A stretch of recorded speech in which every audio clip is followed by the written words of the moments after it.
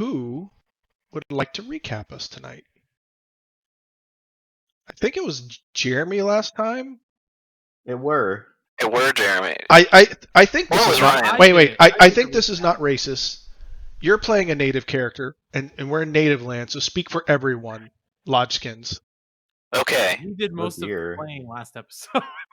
As long as that's true, I feel bad about it. But at the same time, take charge if you want to play. Anyway, so if I remember right, last time on Crates in a Reservation, we were leaving Laramie at the start of the game, right? That is correct. Yep, okay, that was Laramie. So I'll start there then. So last time on Crates in the West, we were leaving Laramie in the middle of the night. Old Lodgeskins and John and Utah Jack were trying to sneak out of Laramie because they don't like people going into the Sioux territory and messing up the relationship they have with said Sioux, or lack thereof. That relationship is, please don't look at us too hard. Pretty please. We don't want to use these machine guns. These machine guns cost money to use, so we really don't want to use them. Anyway, so so we ended up getting caught anyway, but we cheesed it, as is tradition. And then we stumbled through a desert that was abnormally barren and hot. And though many a vigor rolls were failed, it was always on the last vigor roll of the day, so easy. Then we happened upon a very nice barely an inconvenience. Barely an inconvenience. So we happened upon this native lady who we all thought was Sue, and she was, or was she? Well, what was her name? Scarlet Fox. Scarlet Fox. I thought her name was Sue. Scarlet Sue. Nailed it. Anyway, we found Scarlet Sue, and wait, her name was Red Fox?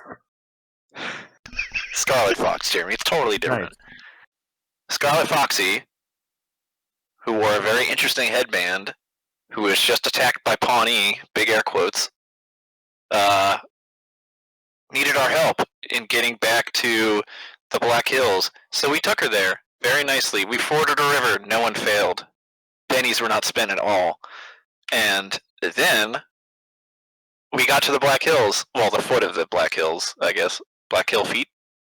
And when we got there, we were greeted by many warriors of the Sioux Nation, and they embraced us without any issue at all. I love the way you guys remember things. That's great. Our new best friends in the Sioux Nation. Our new best friends in the Sioux Nation that we had to do a lot of convincing and penny spending to become friends with, decided that they were going to go take us to see, what do you call the council, Travis? The council? Wickasaws. The what? Wickasaws?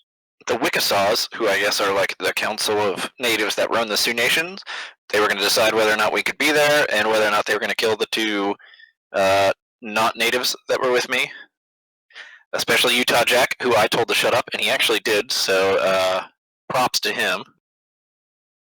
And then, so we spent the night in the around the Black Hills, because we weren't going to go in the Black Hills. We spent the night around the Black Hills, and turns out that Scarlet Sue, Big Booty Judy, decided to poison all the natives and attack us. And then, I believe it was Jeremy who killed her? Yeah. John? Yeah, John made her eat shotgun pellets to the face. No, she was invincible. Yeah, after a small error by your GM. After accounting department. After a combat that lasted approximately 75 years. Yes. Many apologies. She was shot in the back of the head and died. It was great. Yeah, well, thanks to some tasteful editing on Travis's part, I'm sure that'll be much more convenient for the users. No, I'm leaving it in. It's my bad. We actually had time to start a whole new game of Deadlands and complete an entire campaign before the combat ended. It's true. you'll see that we have our card cam back up, which weirdly, since I've never been using any of the other features of Foundry, which is not bad, I am just unused to it and trying to do it ad hoc was I think if you really had multiple overwhelming monitors, for me. it wouldn't be an issue. But my recap's not over yet. You can apologize later. So, Anyway, we murdered her because she murdered everybody else, and now we're boned because everybody's going to think we murdered everybody. Well, when in no, reality, we killed her in only... self-defense. Yeah, sure. But she looks like a Sue, so... I shot her in the back of the head while she was running away in self-defense. Yes. So, yeah, that brings us to now, where we're very, very, very fucked. sure. Take it away, Travis. Yeah. So also, if everyone also went up a rank, which put everyone in the next tier of ranks. So we have 2 seasoned players, and our actual veteran of the Weird West is a real veteran. So Thank you for your service. I'm collecting benefits. what did everyone take with their rank up? I'm a spider. You took this new Herod ability, Spider. You can actually quite literally spider climb on stuff. John Smith is cool. John Smith is He very is. weird. John Smith is my friend. I have the ability to walk on vertical surfaces at my regular pace. I can even cling to inverted surfaces at half pace. He's Neat. literally Spider-Man now. That shoots I'm Spider-Man guns. now. What if Spider-Man just shot people in the face? Hey, I got these cool web slingers. Yeah, I got a rifle. Oh! I've Shit. never been more in on a character archetype in my life. All right, Spider-Man with a Lodgeskins, gun. what did you learn after this combat? Self-reflection. I meditated for many days, taking lots of peyote, and learned how to block. That seems very useful. At the ripe age of like a billion, I finally learned how to block in melee combat. Oh, wow. That's strong. Smart. And Utah, what did you learn? Or I rather, learned- develop? I developed a common bond, which allows me to spend my bennies on my friends. Oh, God. Your friends are your power. So my friends are my power, and my luck is everyone's luck now. Yes. Destroy it! Cast it into fire! That's you! You're trying to help Frodo. That's Failed, right. though. True, I am. Oh, there, that was a Isildur. Failed. All right. So one of the other things before we get into where you quite literally you're correct where you left off is now with your new rank up, everyone will receive 2 action cards, and Lodgekins you will get 3. You're still limited to play 1 action card a session. Now Ryan, because Me. I was so overwhelmed last time, I did mean to let you play your angry mob, and It's okay. no, what I'm going to do is for this one session, you're going to get a bonus card. So you're going to get 3 Yay. cards. Now, I do want to remind people here, some cards cannot be played at certain times. So just because you have it doesn't mean it's always a certain setting. It's just I didn't really give that disclaimer last time. I was listening to the other session. So that said, I did intend, for what it's worth, I was going to have an angry mom of local animals show up. They were not going to be helpful for you at all. So that said, I did forget to you said it at the beginning of combat and you reminded me middle of combat, and twice I forgot to let you play the card. And I feel very bad because it was our first session with the cards and I boned it. So you get a bonus we card can this turn. pretend that it happened and nothing happened. Or you could take the extra card. I'll take the extra cards. There Okay. it is. All right, so we're going to do Utah first. And you get peace. What is peace? Oh, that could be very useful in this area. Let's see what your next card is. Rally. You don't have that any. And you also get teamwork. So that's your 3. You normally get 2 again. But again, you only get to play 1 per session. And then we're moving on to John, your 2 cards. Those are all very exciting. Oh. Very sensual. Very interesting. And Flesh Wound. Now, right now, you guys don't currently have any extras with you, but you might find some extras this session. And Lodgkins actually does get 3. So your 3 are Ace, Contact, and Desperate Times. Do I keep the one I used last game? No, I already. Okay, they're Yep. new every session. Yep. Well, not the one I used, the one I didn't use, because I got 2 No, last session. yeah. They're fresh every session. Okay. Ooh, okay. I'm gonna read these. Oh, I can take an adventure card from the discard pile. But that means someone needs to play theirs. What about the ace from last game? Nope, I'm reshuffling them in. So, also, for what it's worth, you guys can, it says this, you guys can trade or play a card on someone else's behalf. So technically, this is a group effort of cards. So, there you go. You have your cards now. So, that Hey, leads us... Hey, you guys want to play Uh-Oh? I do not. But you get more cards. What could go wrong? There's look, you know what? Look, there's some fine print, but it's not really important. It's boilerplate. Yeah, You know what? boilerplate. We should do some uh-oh. Like the beginning? I like it. What could go wrong? Sometime soon, the party is subject to a strong and dangerous attack from enemies or creatures out for blood. Seems fine.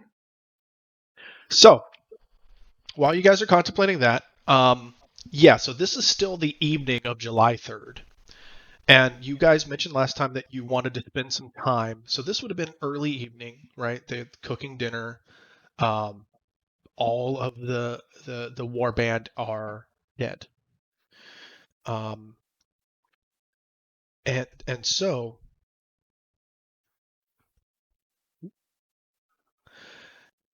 all of the war band are dead. You wanted to try and create. Did you want to do a funeral pyre or graves? Sort of like a rock pile for them, but you wanted to. We were gonna do a funeral pyre because we were worried about undead. Sure. Yeah, we wanted. I was digging a big old hole for the bodies to go in so we could burn them. Okay. That's fine. And you wanted to take care of it tonight, basically have a long night. Is basically what you're saying. Yeah. I'm just kind of. Yeah, I think so. That's fine. There's no qualms. I'm just kind of getting the feel of things. That's fine. So you guys go about that, and it does take quite a lot of time, right? When you say a whole, this is 20 bodies. You're not gonna complete this until basically no sleep for the entire night, Utah or posse, right? Like that's what you're facing. Is that what you are signing up for, or are you going to shortcut? Or are you going to do some of the work tonight and spend the rest of the day tomorrow? You tell me. Utah Jack's gonna dig all night if he has to. He'll take the exhaustion. It's fine. Well, you might not. I'll go as long as I can. Okay. Same for you, Logicans? I mean, you could take some shift work if that's the case. Yeah, I think that's fine for me. Yeah, right. I'll when I conk and get back up, I'll just get to digging. Okay.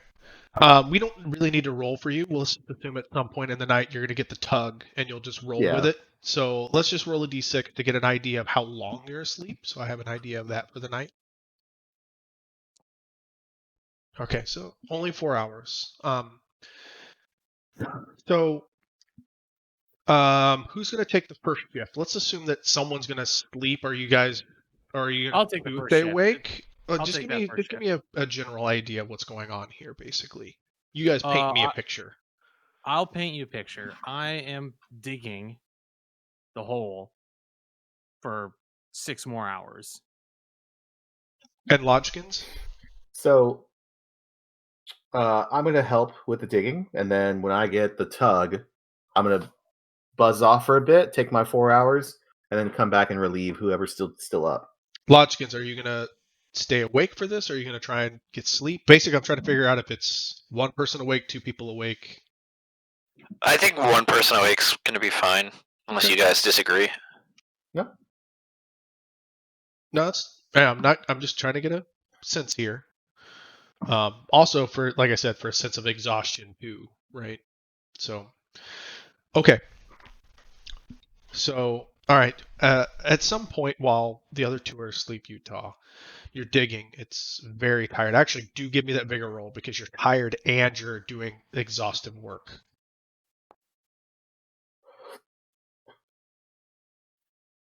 Are you wounded? Oh, I was wounded.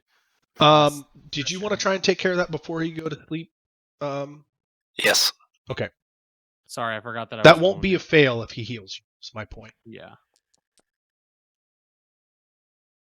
So yeah, Easy. that we'll retcon that. There's no reason he Okay. wouldn't have been able to treat your Right. wounds better Appreciate before that. going to. Yeah. Okay, so that's not a fail. You wouldn't have had the -1 there. You can fix your wounds. Right. So you're digging. It's pretty lonesome work once John gets to bed, and it's very dark. As you have the fires going. There's no reason not to have some light at this point. Also, might I ask, what are you guys doing? There are 20 horses on top of your horses. You're just kind of minding them to yourself. Is there a plan for those? We're probably just gonna let them run loose. Yeah. Let them free. Yeah, run free. Are you These- watching I them mean, overnight, or these did you are- already skedaddle them? I mean, they're sticking around. They have no reason to leave for the night. I mean, they're We'll welcome. probably we'll set them off when we set out.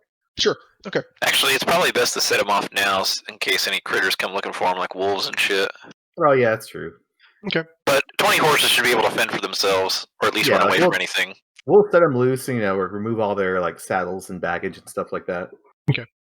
That was all I'm curious about. Like I said, there's actually quite a bit of stuff. There's, depending on if you want to take it or not, there's quite a few bows, tomahawks, and general gear and baggage. What But I we'll was get to that in thinking a is moment. if we're digging like a big circular pit to burn everybody in, arrange the 20 pieces or the 20 inventories of gear around in a big circle, like Yeah, 20 piles and like a big shrine, basically. You want to give them their proper rights, basically, and pay respects. Pretty much, yeah. You don't want to take their things. Except for that fox lady. Well, yeah, but you don't want to take their things, is what I'm getting No, at. I don't. Okay. Yeah. Well, They I have mean, guns.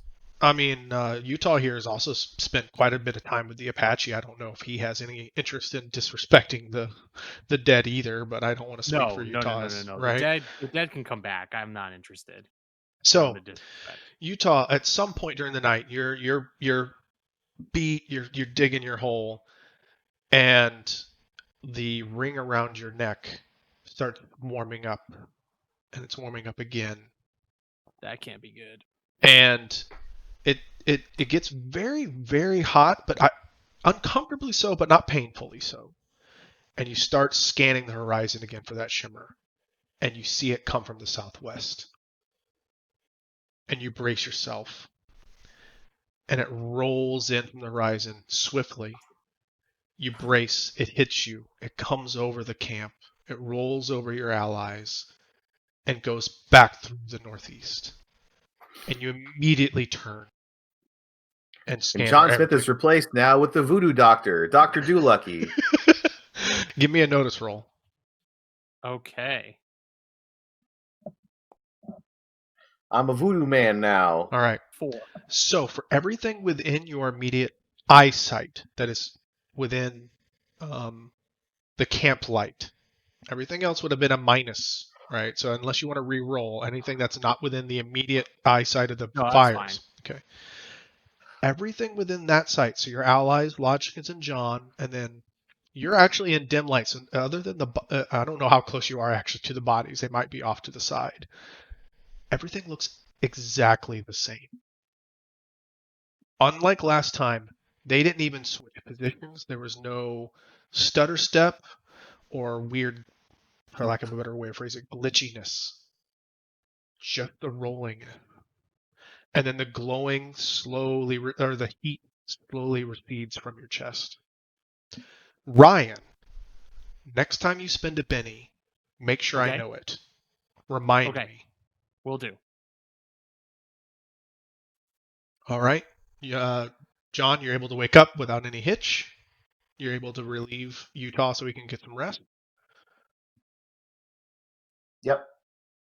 And honestly, hey, John, quick word before we switch off here.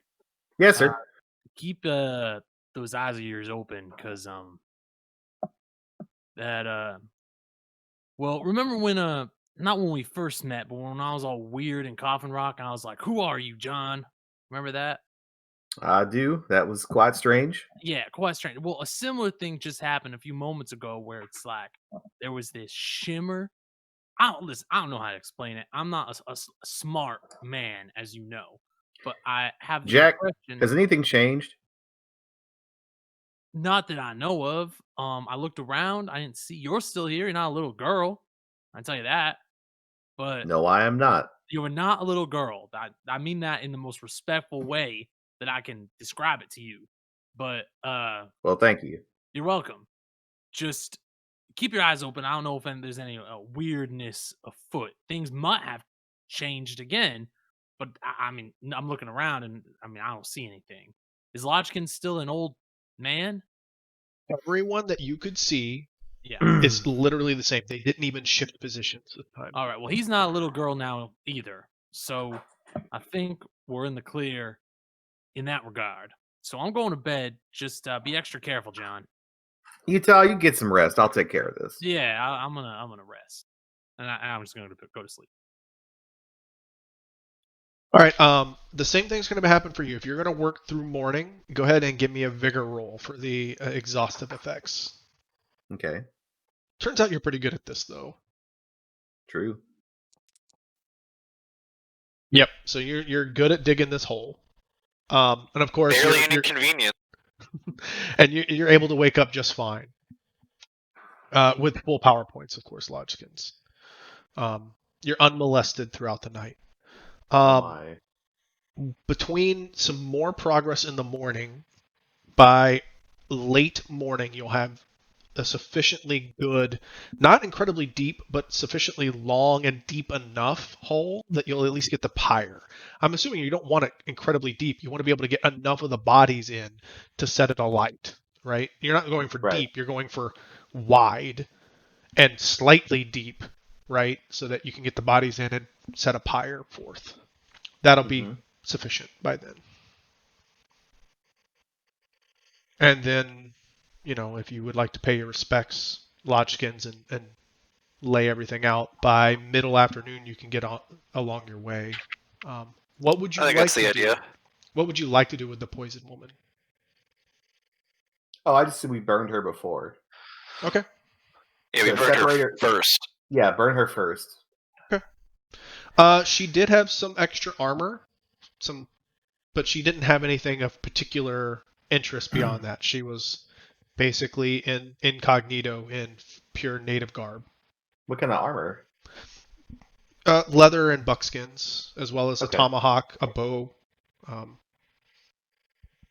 But otherwise, she appeared normal. She had some food rations if you're interested.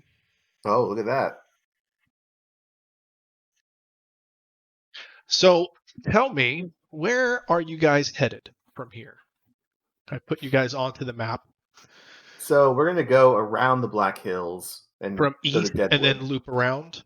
Yeah. So according to our previous, that was approximately 140 miles from here. So it's about 4 days About it'll be you would reach Deadwood on the 5th day, on the 5th early day. on the Okay. 5th day. Yeah. So we'll probably go east. We'll hit that creek, and then we can refill on water, whatever, and then because we're out of the Badlands, right? We're in like actual normal place. Well, in real world, yes. Here, the aridness is almost reaching up to the Black Hills.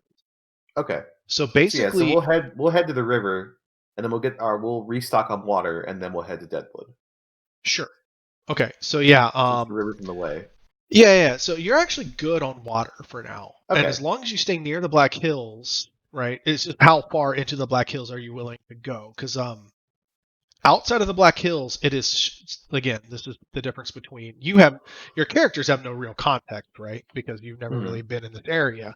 But the players, just to make a distinction between real world and Deadlands, it is shockingly arid here compared to the real world area around this area. So, yeah. So anyway, as you start making your way, give me one more vigor roll. It is still blazingly hot in this area. Oh dear. Hey, you're Horses supposed to be too? good at these. All right, Utah, what would you like to do? Otherwise, you will suffer fatigue. I'll take this. I'll take the fatigue. Okay. Don't forget your horses. This is a vigor roll at a -1 due to the extreme heat of the day.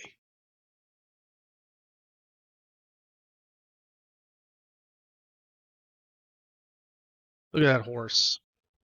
Look at him. All right, so your horse is also fatigued. Excuse me, sir. That is Bernie 2 is fine. Robert Mueller, our mule. Oh, your is mule. fatigued. Excuse me.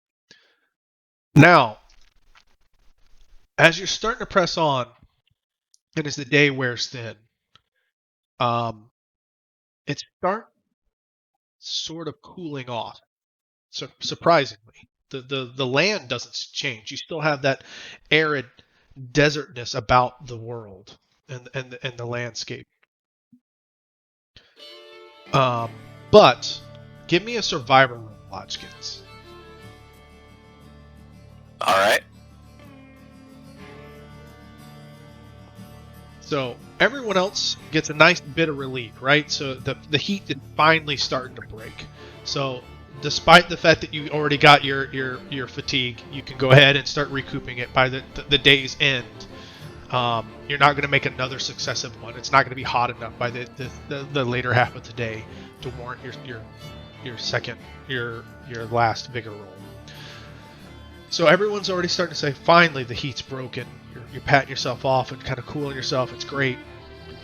Lodgkins, though, you can sense the air.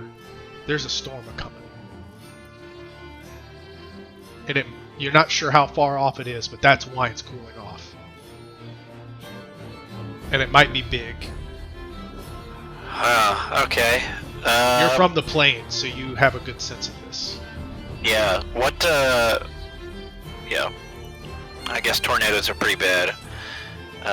How far are we from Deadwood at this point? So you're still after you camp today, you're still 4 days out. But again, so you don't really see clouds coming. You just feel the air cooling off. So you have your camp out. See if I can get you. You would have made some progress. I'm going to give you a rough sketch, right? You would have only made. It's kind of hard to drag all your tokens. You mind if I only move Utah's token? No, actually, Lodgkins is the man driving this train today. I'm going to just move Lodgkins. You do you, Travis. So you're about. Live your life, man. You're not quite to the creek here. So you had to come back out a little bit and move through. So I would say you're about here. I'm just eyeballing it. I'm not going to really measure it. So.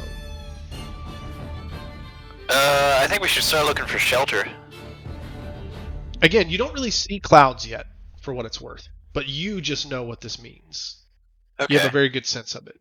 Well, then we'll continue on for the day, and Yeah, once well, it you'll starts be able to make looking camp. bad, No, nothing's coming. You don't see anything for the day. You're good. So you can make camp for the evening.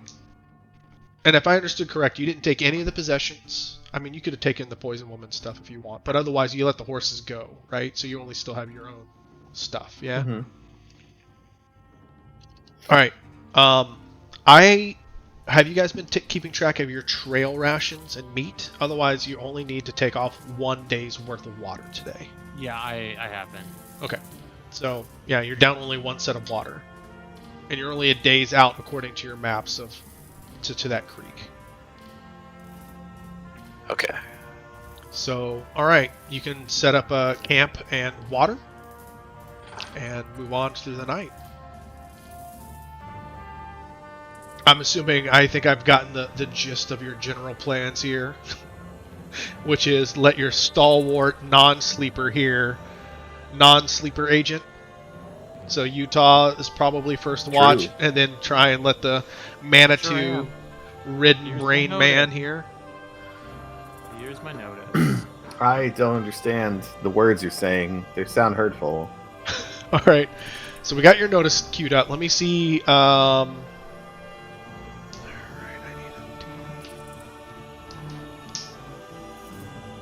So at about as early as 9 o'clock today is when you're gonna start getting the tug. Your manager's putting you down early. Man, we're already set up we're already set up, right? You could be, yeah. I mean, the sun's going down at 9, so. Okay, well. All right. You guys get to sleep in tonight. I mean, you can do a vigor roll to see if he puts you down, right? Exactly at 9. Because you just fall over in your horse, but. You don't. Nope. So you can stay awake for 1 more hour and then whatnot. Utah, you help set up camp and then immediately, Lodgkins, you try and get down through the bed for the night. Utah, you shotgun, I assume, out. I don't know what you like to set up camp with. You tell me how you like to set up your watch. Yeah, shotgun now. But rifle leaning back up against the tree in case I need something longer range. All right. And I roll a 9. Oh, I know. I just like to get a good Utah feel for what his watch looks like. Yeah, sure. I got you, buddy. Because at any given night, you don't know exactly when John wakes back up. So you have to sort of totally stay alert long enough for your undead friend here to relieve you. But you never know exactly how long that is. Sometimes he wakes up 2 hours later, waked up and refreshed, and you're like, sweet, easy. And then sometimes it's as long as 6 hours before he gets back up. So, yep. So yeah, walk me through how that generally goes. What you do? What does Utah do on his watch to pass the time? So I'll do perimeter laps around the camp, keeping eyes and ears open. You know, whenever, depending on how we set up that camp, you know what I mean. And if I hear things or think that things are a little suspicious or whatever, I will, I'll go investigate if there's anything that's strange, right? Sure. But for the most part, I think that I just kind of be alert. I was in the military. I know how to kind of keep a watch and everything. I mean, you went through basic, so yes. Mr. I deserted about 6 months after I got out of basic. But yes. I mean, that's still 6 months worth of watching. It is basic training, which only one of us in real life has done, which is sufficient training for this. I agree. This is another, I would say that Utah's pretty on edge after the last few days, especially after. Oh, no doubt, yeah. Especially after the betrayal and being roped in so hard by such wanting to be so helpful and being betrayed by it. But nothing. It's very eerily quiet. This is reminding you an awful lot of the Southwest, where it can be eerily quiet at night and nothing happened for days at a time. Sure. And John, stirs up and you hear him get up and he relieves you without a hitch. John, give me your notice roll. Bedtime. John sees a lot better than the rest of us. True. He has specialized. Yep. So your notice roll goes a bit farther, and you notice that really it is a bunch of empty plains. And I assume that you're kind of staying at the border of the Black Hills. We have the Black Hills to our left. It's very odd. I want to paint a very clear picture for everyone here. So, to your east and southeast, it gets very desert very quickly, very arid and very tumbleweedy almost. Rock, sand, dirt. But as soon as you start getting even a bit of elevation into the Black Hills, you immediately start getting arable, fertile soil. You get evergreens, you get deciduous trees, you get very nice greens. So you have an almost dark contrast. It's almost like the desert hits up to the Black Hills and almost ceases. It is almost a clear line of demarcation. So even though you have your backs to the Black Hills, it's harder for you to watch the Black Hills than it is for you to watch into the Badlands. Because the Badlands is a clear open plains for you. The Black Hills, there's rocks, there's rocky cliffs, as well as actual trees and forests to pay attention to. Nonetheless, you are able to pass your watch fine and wake Lodgkins. Well, actually, you don't have to wake Lodgkins. Lodgkins, you have an easy gig. don't you? They let the old man sleep through the whole night, I think. Dude, they better, man. I get cranky without my naps. Hey man, I know. Look, we know where our bread's buttered. All right. So, all right, you wake up without you guys wake up, are able to break camp and start your day. The rest of the day, it is not hot. Well, I mean, it's hot. It's in the upper 80s. It's just not crazy heat-driven hot, if that makes sense. Wow, in the 80s, huh? Well, how nice. It's been probably in the like 101, 102 the last. I know, it's a welcome reprieve. Yeah. At about, as early as about 11 a.m., everyone can see rolling deep black clouds rolling in from the east and southeast. That's the storm you could feel coming in, Lodgkins. Okay. And it appears to be coming in fast. Give me a survival roll. Alright. This is to determine how much time you have. I would like to have positive relations with this storm coming in. Would you like to persuade it away? Just Just positive like- ones? Go away, please. Hey, can we draw some more adventure cards? And this storm is like, I'd like to play my angry mob. You're not sure, so you start watching it for a bit. Based on you watching it and your experience, this is an abnormally fast storm coming in. You guys might have maybe 2 hours at most. It is faster than anything you've experienced.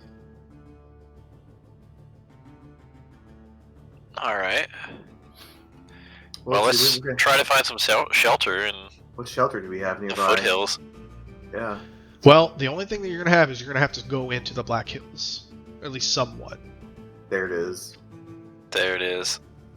Won't even let the me rest roll. of it is open plains, right? Yeah, but the Well, edge is fine.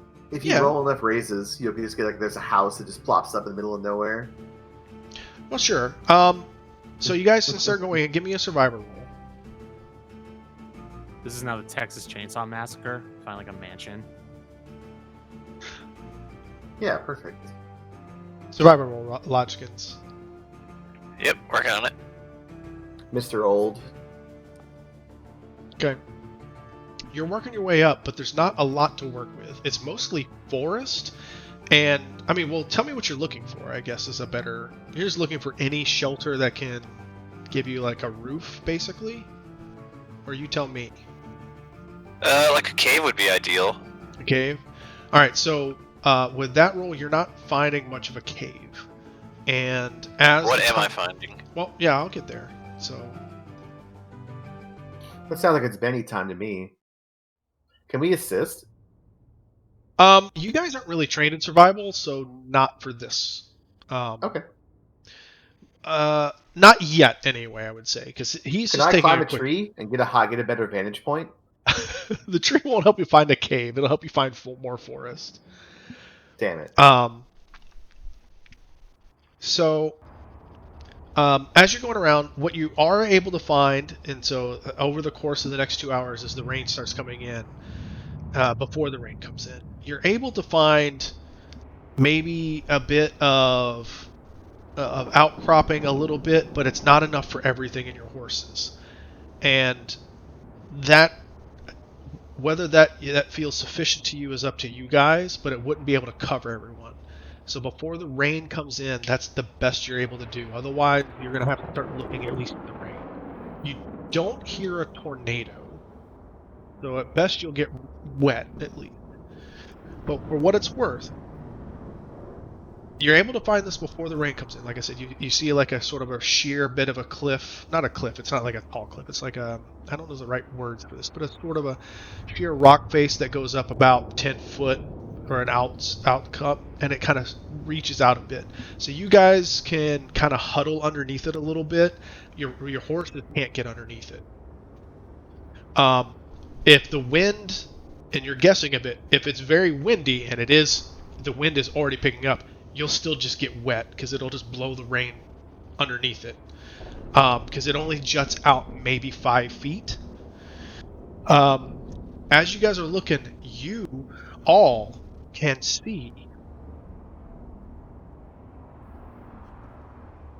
just a sheer wall of rain approaching over from the southeast. So it's a deep, heavy rain coming.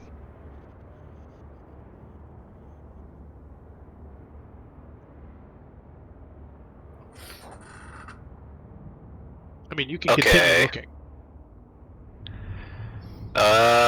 I mean, we'll mark this little spot, I guess, but yeah, I'll try again. All right. Lodgkins, that's a lot of rain there coming. Oh, that looks like a lot. All right. Oh, it's a 7. It's less than I thought, but it is a success. All right. So, you continue. You press on into. You pay attention to this, right? Like at worst, this is something, and you start pressing higher into the Black Hills. As you go in, the rain hits you, and it is just torrential. It immediately obstructs your view. Even you, John, can barely see too far in front of you. It's dark. I mean, it's still midday, and you guys can barely see in front of you between the rain itself and just how much darker it is between the blotted sun. As you're going up, you can see sort of a bit of trees breaks to the right. You can see some more bluff. You think you have a better chance with the bluff, so you go into the clearing. I mean, does that sound right?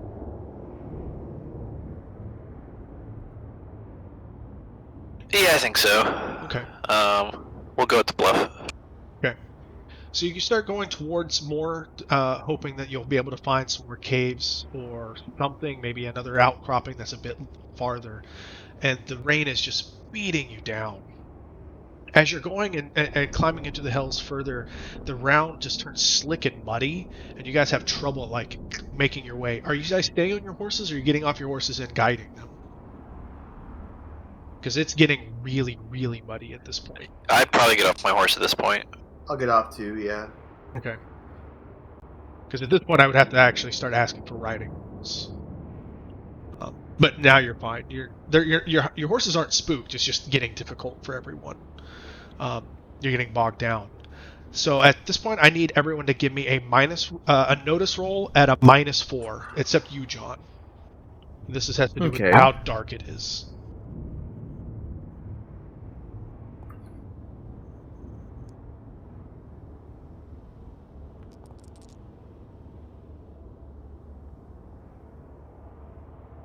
So John, you have a so you have a success, right, John? Mm-hmm. Okay. So as you're sort of going by, you notice as you're going by, you're in a kind of an open area as you're going by, and to the right, let me see here. Let me take a look. You're going through, and you're going through, and you notice some movement off to your right, and you see. And you kind of stare at it for a moment. And everyone's still walking, and you don't think much of it. You look back, and then you look back again, and you notice almost sort of cat eyes looking back at you, except much, much larger. Oh dear. There's something out there. And then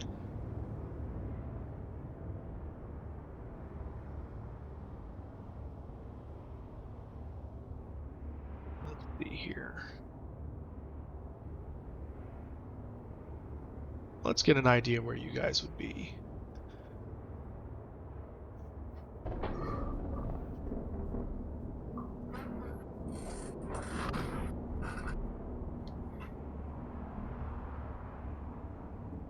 Maybe something along the lines of this.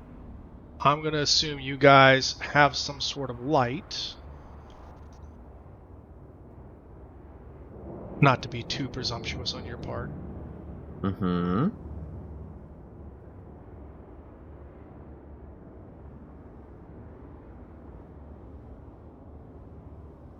Do you even care? Would you ever carry light on you? No. All right, so you can't really see worse yet, but now you're following this bluff off to your side here. Come on, give me one quick second. You see that sort of low blink. You look back and you see it again. And out of the trees, you see this low rising eyes, and then with it comes a big reptilian head. Only John can see this at this point. Off from the trees. From either side of its large head comes two horns jutting from either side of its head. From the center of its head is a nice glowing crystal. And because of its glowing crystal... John, I don't like those noises you're making. You don't make those noises real often. There's something out there, boys. Something big. Something big and horny. Something big. It's not a big old happy man looking to say hello and sell us food. Out of its head is this glowing crystal. You're able to see the rest of this, John, as it's sort of rearing up before it makes any noise.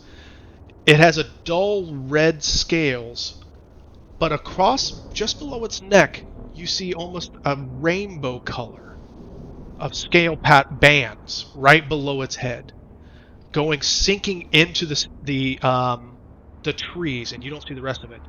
But its size of it is as big as the tree trunk it's right around. And then it rears up and lets out a horrible hiss that the rest of your party has a very hard time even hearing because of how far they are. But fortunately for them, you're able to draw their attention to it, and it doesn't get the drop on you.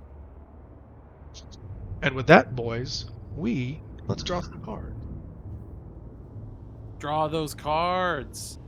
Draw those cards. Draw them, you coward.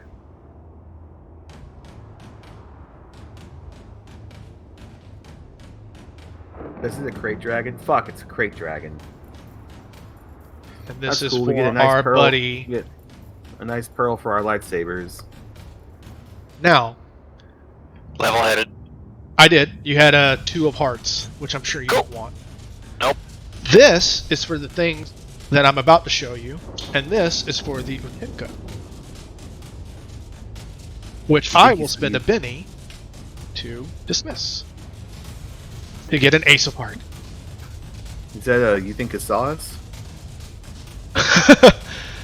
Also, John, what you also see wriggling out of the same tree trunk is a gigantic swarm of snakes.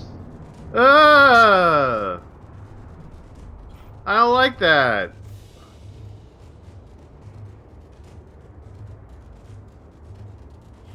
Fellas, they're snakes. And there's just this writhing mass, and there's just almost innumerable amounts of them that you can see. It's just swarming and writhing out from underneath this massive snake-like entity. Snakes. Why did it have to be snakes? So, boys, unless anyone would like to spend a Benny, that's the Utinka would like to go first.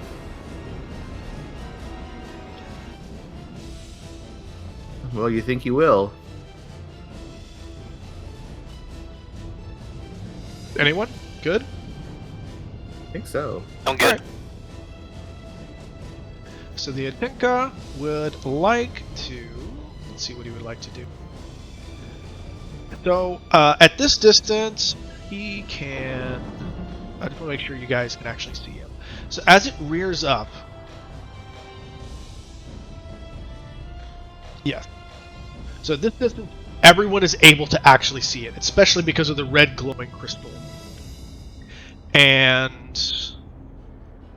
it's going to do 2 different things. So actually, everyone give me a fear roll at a -5.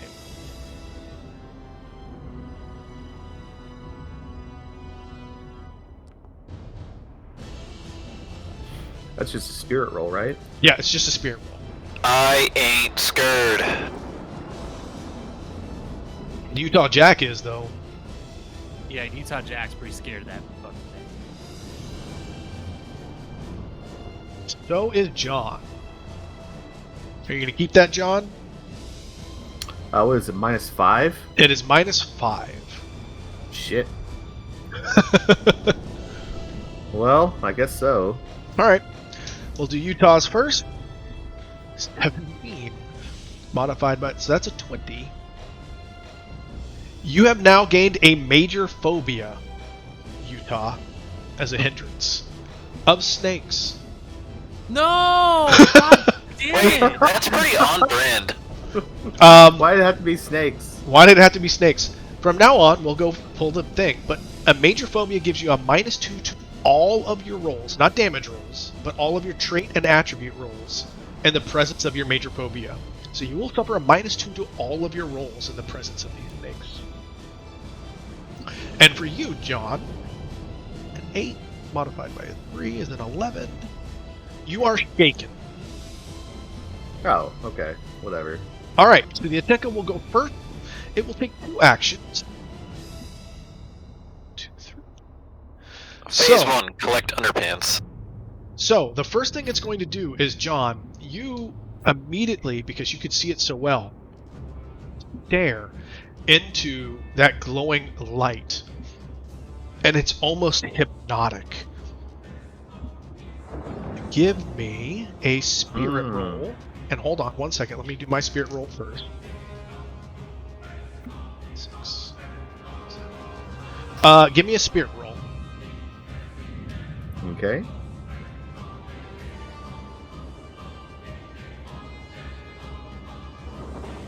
Would you like to re-roll that for any reason? I think I would, actually. Alright.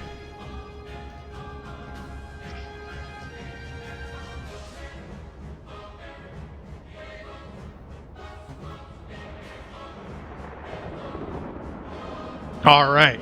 So what happens is the glowing light, you just stare at it and it seems almost just beautiful and it just grabs your attention so well, and then you shake it off and then you just hear the hissing and the thing immediately comes, and it immediately also does an intimidation roll against you, Utah, because it just seems like it's the most thematic thing to do against someone that's immediately has a phobia of snakes.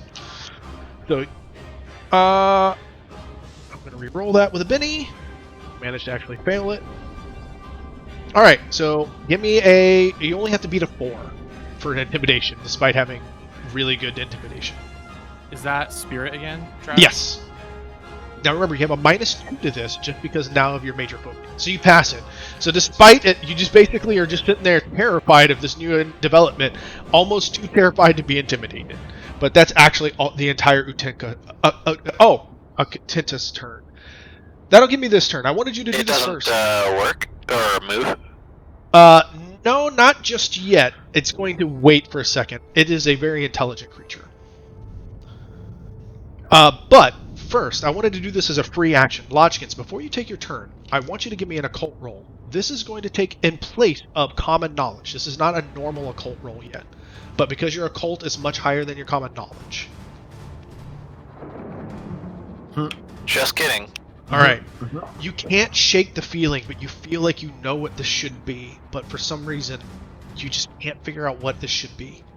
Like, you know, you reach down into the depths of your mind and you're like, you feel like you know what this creature is, but you can't reach what the name of it. Nonetheless, take your turn. Maybe we'll know once we kill it.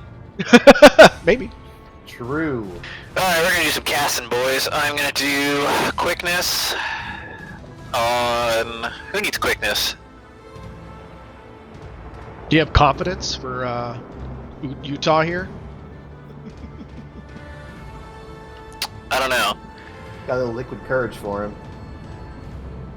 Yeah, so we're gonna do speed with quickness on myself. How many actions are you taking, so I have an idea? 2. I'm gonna do 2 this turn. I'm gonna So you have a do- -2 to this one, and then if you succeed, you won't have a -2 to the next one. Right. All right. And swing then I think I'm gonna do detect, conceal, arcana on Okay. all three, on me and Utah. Okay. All right. So first, let me do quickness. Okay. Let's see it. So this is at a -2. So this just doesn't give you a raise at the moment. Okay. But you have a free reroll. Just don't crit fail. You don't have to take it. Or you get to the same result. Alright, so you don't get a raise. But you do have the quickness, which is all that matters. You just don't have the double speed part, right? I don't ignore the -2 penalty for running. Okay, but That's it. the key is that if you were I going- still double my movement and have quickness. Yeah, but the key is you're not running this turn because otherwise you'd have to be applying -2 to the rest of your stuff. Right. And so let's do the second thing, detect arcana. Okay, let's do it. And I'll do shroud on me and Utah as well. Okay. With that. All right, so yeah, it's 7. I'm gonna take my free reroll. All right, sure. Wait, I don't think you don't get a bonus, do you, for raises on your detect arcana, or do you? Oh, you're right. I don't. Yeah, so you should probably not ever You take don't the. officially I Yeah, thought, crit I thought I did fail. on shroud. You might. I don't remember. I'll You look it might up on and the you shroud part. I forgot continue. about the shroud. I think you do on the Yeah. shroud, which I think now gives you a +2 to being like or whatever to like -2 to being hit. I think. Yeah. Yeah, I believe so. Okay. All right. So here's the thing. So as you're you know We started out friends. So, both of you and Utah, your eyes immediately sort of being able to see into the arcane and look into a sort of a glimmer of the hunting grounds. And immediately around that crystalline's head, not only does it glow with sort of the pulsing light that is indicative of the hunting grounds, you can almost see this sort of swirling light funneling and swirling into the crystal. So that's what you constantly see now, a swirling light swirling into the crystal into its head. All right, John, what you got for me? Okay. I am. Well, can I roll for my shaken, right? Yeah, spirit roll. Spirit. Good enough. Easy. You can crush Okay. my body, but you can't crush my spirit. True. So question. What's my shooting penalty for the rain? You can still see. It's just dim light. So you are still Now- able to, but you can only see a max of 12 inches. So anything beyond 12, you can't see anymore. I know you can technically see farther than that, but I can't figure out how to do it. But because of how dense the rain is, you can only see 12 inches far. But he is within 12. The thing is within Okay. 12 inches. So you just All can't back up farther, much farther than this, and still see it. Okay. Let's see. So, further questions. This thing this rocky thing we're on. That is a Is real like a set sheer- of rocks. Yep. Like a sheer cliff. That's face why or you were something? like following the rock bluffs to Okay. head towards, like looking for caves and stuff. Yep. Okay. Your All right, back's and then basically also to question. a wall. If I wanted to called shot the crystal, how hard would that be? It is a -6 because of how -6? small it is. It is about the size of an actual rifle clip. It is about this big. Okay. Let's see. So If while I it recall is correctly- huge, it is a small thing on its head.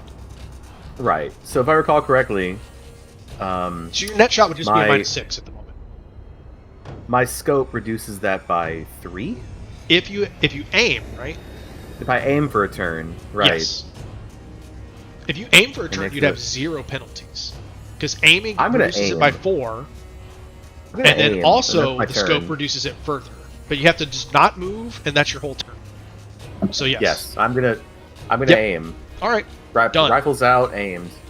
All right, so you take take the rifle out of your boot and you sit back and you take a good long look at it. Utah, what you got for me? You set that away. Oh, wait. Hold on. Okay. It's the snake swarm. The snack swarm. Snake. Snack. Snack. All right, so let's see. They have a pace of. So they can't move that far. So let's see.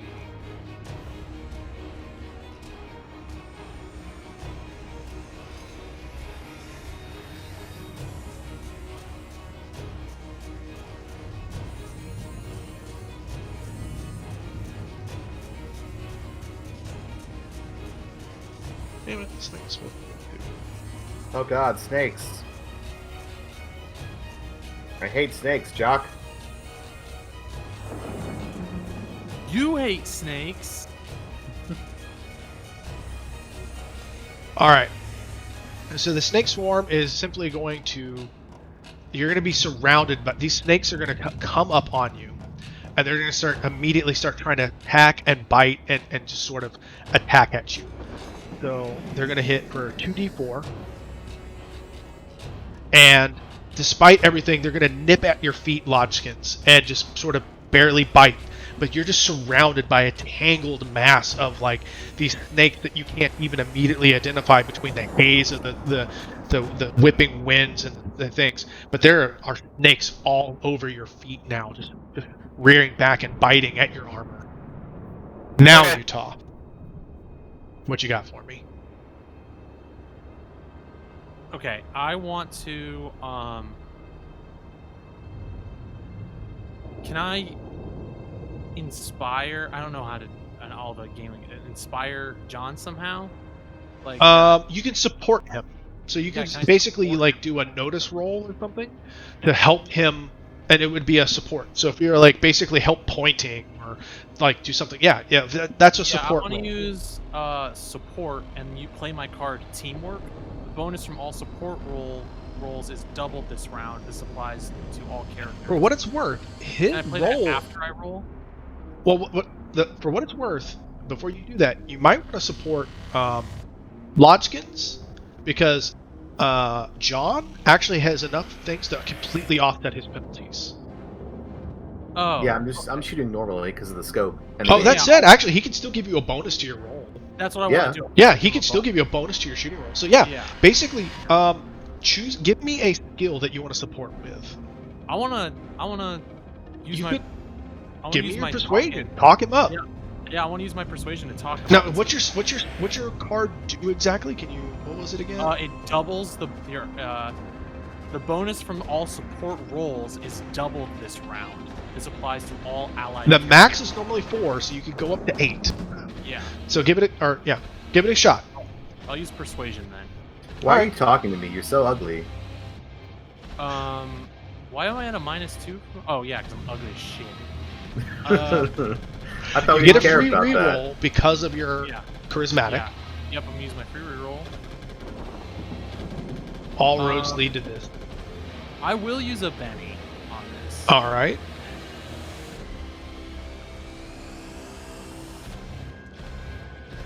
I can't- All right. You used a Benny. Roll a D8 right now. Uh-oh. Just one D8. What are Oh, you it's a doing? 1. No, I don't want you to roll a spirit. Roll a D8. Oh, well, the D8 in the spirit was a 1. Yeah, I want you to roll just a D8. Okay. Okay, nothing happens. Neat. All right, So yeah, so- I'll take the 4. The success. All right, so basically, you're able to like tell me what you do basically to try Yeah, well, and I'm gonna- with your persuasion to help say- boost John I'm just here. gonna with support. say to him, John, why don't you focus on that shot? I'll take care of Lodgkins. He's good. I'm telling him not to like worry or focus on Lodgkins or Sure. anything. Just like I just like now how you wait. said, just hey John, John. Don't worry about the shot. that's all. Don't worry about Lodgkins. He's good. All right, well you have a This plus is all 1 to gonna your die. shooting. You have a plus 1 to your shooting. It's in Oh boy. bonus is doubled. Oh yeah, the bonus is doubled, plus 2. Thank you. So your card is done. let's go to the next round. I was hoping it'd be better than that, but whatever. You tried really hard, bless your heart.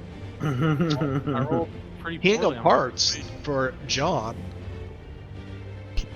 Wow, 2 really good cards, but a Queen Kingdom of Hearts. Hearts. The Kingdom Snake Hearts. Swarm I has helped an you. Ace of Diamonds Fuck and a Queen this. of Clubs. Fuck this. Man, I don't have the bennies to spin to get a better card. You guys did very good. All right. Tempting, but no. All right. Does anyone like to spin any bennies here? Kingdom Hearts. No. All right. Well, the Snake Swarm will go. The Snake Swarm will continue to mosey on over to these guys. And all right.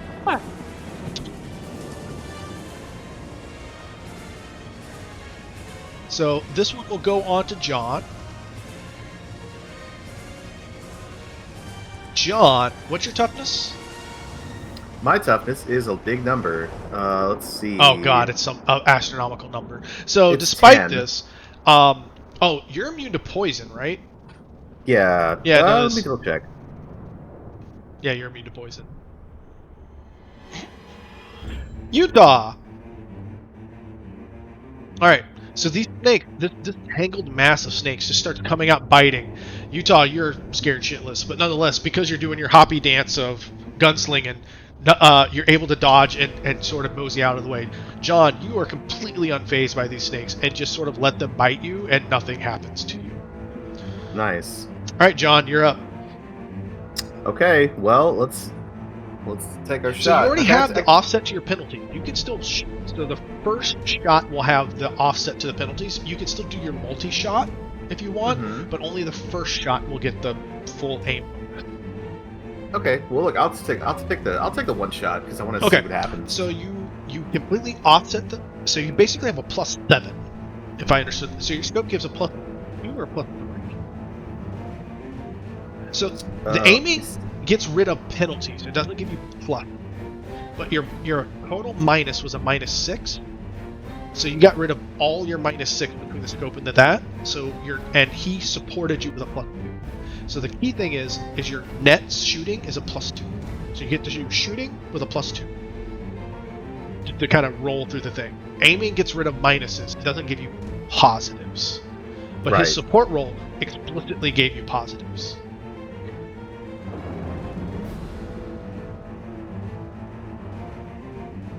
I'm assuming you still would like to shoot the crystal that you wasted a whole turn. You spent the whole turn focused and aiming at. How big is the crystal? It's literally about this big. It's like a rifle clip size. It's actually, despite how big it is not super big.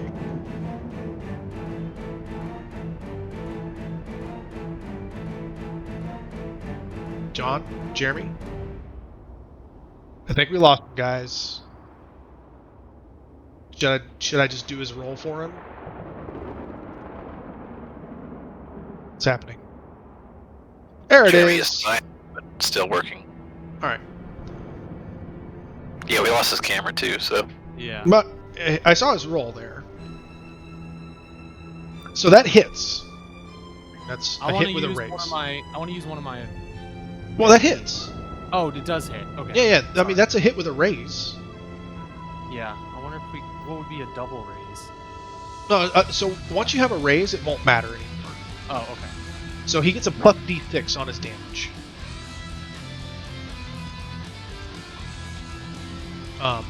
So yeah, he rolls his damage with a plus D6, so he can hit the raise button.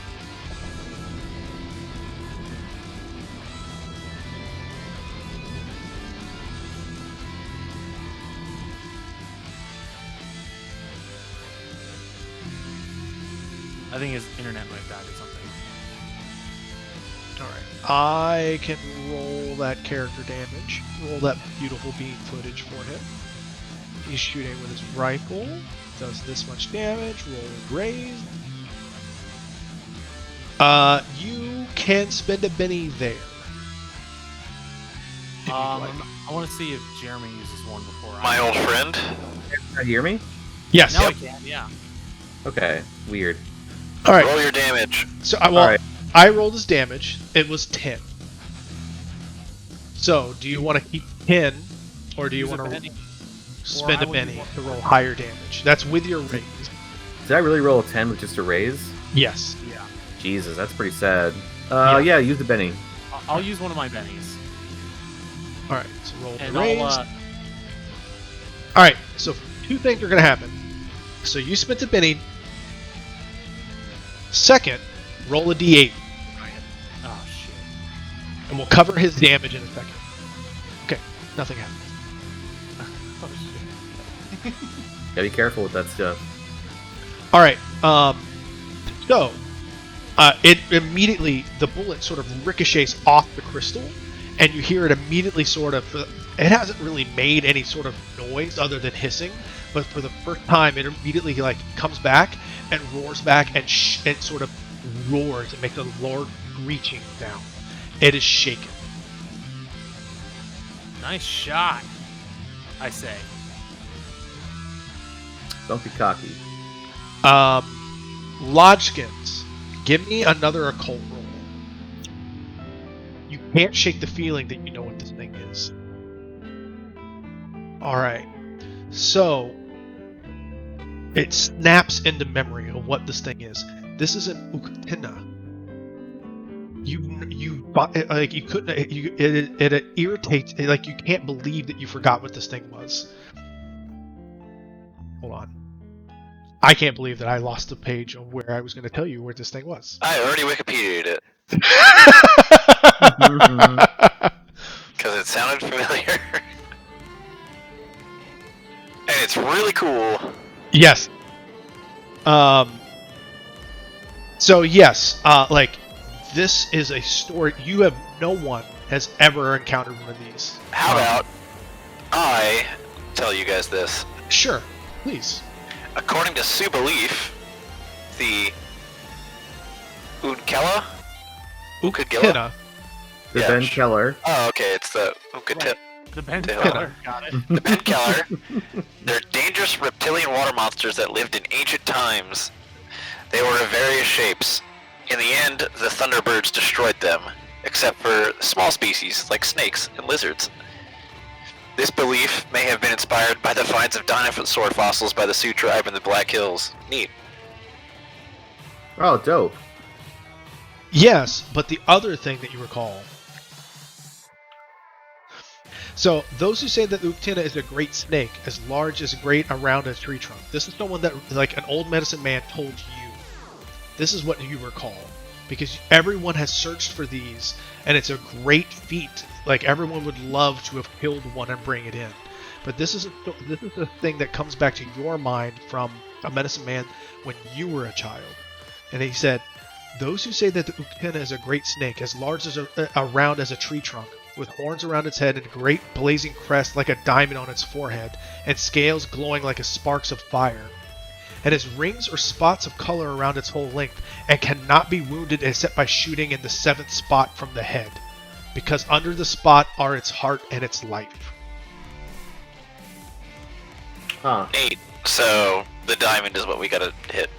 Oh, convenient. I was already doing that. Is that correct, Travis? Yes, except you're shooting the crystal. So the 7th spot is underneath it? So, in its description, there's the crystal, but there's 7 colored bands like a rainbow. Oh, okay. Like a coral snake, but 7 Gotcha. colors bands right there. Otherwise, it's a red snake. So give me your turn. Okay. Let's see. I'm going to do a move first. Greetings, friend. What size is this 7-color band? Is it like a limb or It is like the very size of a person? small. It would be a minus. Let me see, double check. It is a Should minus. be 4 for very small. No, in this case, I've been told how small it is. It is a -6 to hit it. It is tiny. Okay. Well, I don't think there's So the anything I can do difference to is get a penalties head. in melee. Something the size of a head is a Yeah. -6. Something even It smaller. than that specifically is- says armor joint in the rulebook, so that makes sense. Yep. So yeah, I assume there's like no way for me to I don't know, do something like You too can aim. aim. I No, can aim. Yeah, but the key is though you have to not move. So you can still take a swing at it this turn, and then next turn aim or whatever. Or like your buddy here can start supporting you for the same reason. Okay. What if I just play an ace? That seems good. Yeah, I'm gonna play an ace. That seems good. So you ace. All right. So what does that do? That gives you an ace. So what is an It ace? gives me a success with a raise automatically. A success with a raise. So I just roll damage, right? you all do right. in fact roll damage. I'm gonna do that. But first, I wanted to bless. Okay. So this. Because 2 actions. Oh, bless, and this doesn't have any swag. -2 either. What's bless? What do you mean bless? Or, Smite. Smite. Yeah, that's it. Oh Jesus Christ! Easy. I love it. I'll take my free faith reroll. All right. Jesus Christ! Easy. So basically, you recall this memory, and then like chant to yourself, light up your glow stick. I'm one with the Force. The Force is one with me. The Force is one with me. And so this thing is tall, right? So I like to. All right, you tell me what you're doing. Like roll your damage. Let's see what happens, and then you tell me what happens, as I think is what's about to happen. Oh shit. So this thing. Do I After- need to do it? Wait, hold on. Do I need to do a Benny? No. Okay. Pretty good. No, because you hit it in its weak point, so it doesn't get any of its extra armor bonus. Okay. And it's shaken. So this would kill it. So why don't you tell me what you did to it? So, like, what is this thing doing? Is it like... So it is 30 foot tall. Or it's 30 foot long. It's not 30 foot tall. It's like probably about 12 to 15 foot towering over you. So I'd like to think that you need like a running leap at this thing to even swing at it, but you know exactly where to hit it. Because it's not its head, it's about a little bit underneath its neck is this 7-band color, and it's the bottom band. It's literally a rainbow, Roy G. Biv. It's right underneath the violet band is where its heart is, and you know exactly where to strike with this memory. Alright, I'm gonna assume that, like, I can put, like, trappings on Smite and stuff like that. Sure. So, the myth is that the Thunderbirds killed all these, so I'm gonna, like, swing my big bladed club at it. Actually, you know what? We're throwing it, because I technically aced it, so I can do whatever the fuck I want. Yeah, you spent the card. Do what you want, Just man. gonna throw my club at this thing, like, double-handed, and then the club is, like... The trapping is gonna be that, like, basically... You did Basically, yeah. A Right. Thunderbird, it's gonna look like a Thunderbird, just like spear tackles, or like pierces through this thing's weak spot and just That's mush. that's what you think you see. Just at the last possible moment, you almost think you see with your Detect Arcana eyes. What do your Elven eyes see? You My almost NDA think eyes. you see, almost the Thunderbird shape kind of hover around your Warblade, and it pierces straight through this thing, and it goes right through, and you hear it shriek again, and it convulses. And it convulses like this, and immediately just sort of crumples down to the flag. And you have to like jump out of the way before it like almost collapses straight upon. Sweet. Instantly, by the way, as soon as it dies, the mass of snakes immediately disperse and leave you, the rest of you alone. Just, you know, letting out a big old war cry. Mm-hmm. Neat, boys. Encounter solved. All right, cool. Well, hey, good thing I loosened up for you. Now, because you still have like 3 rounds, the one thing before your Detect Arcana, and you can leave it up, right? You have the ability, you have power points left. Yeah. Like, you could have left It's it up. It's only 2 power points to keep it Hey, up. can I count Right. coup on this thing? No, I already checked. Not this one. Is Damn that it. like the Harrowed equivalent of teabagging? Sort of. Kinda, yeah. You notice that despite this thing dying, you still see the swirling light entering in the crystal. Like, despite its death, the crystal seems to be still taking in energies from the hunting grounds. Interesting. And so if you leave your Detect Arcana on, sort of waiting, like if you're willing to spend the power points, you can kind of keep an eye on it. Now remember, you're like it lasts for 5 rounds, so that's only about 30 seconds at a time. But you could watch it for a full minute or something and spend a little bit of power points. Yeah, I just spent another And 2. despite its death, it continues. It doesn't seem to diminish despite its passing. How big are their horns on this thing? They don't look like stag horns, but for the relative size of it, they're more like rhinoceros size kind of style horns, or like this, but they're about the size of stag horns. They're pretty big off to the sides of it. I want to take a horn. Okay. I mean, this thing's laying on the ground. I mean, you're in the middle of a thunderstorm, but beyond that... Yeah, I'm going to take the minute to just think, after I killed this thing, I should take a horn too. Why don't we cut this thing open? It's probably warmer in there. Keep us warm. I want to take a horn, and I want to take some scales to, like, Sure. make it a part of my armor or something. I don't know. Sure.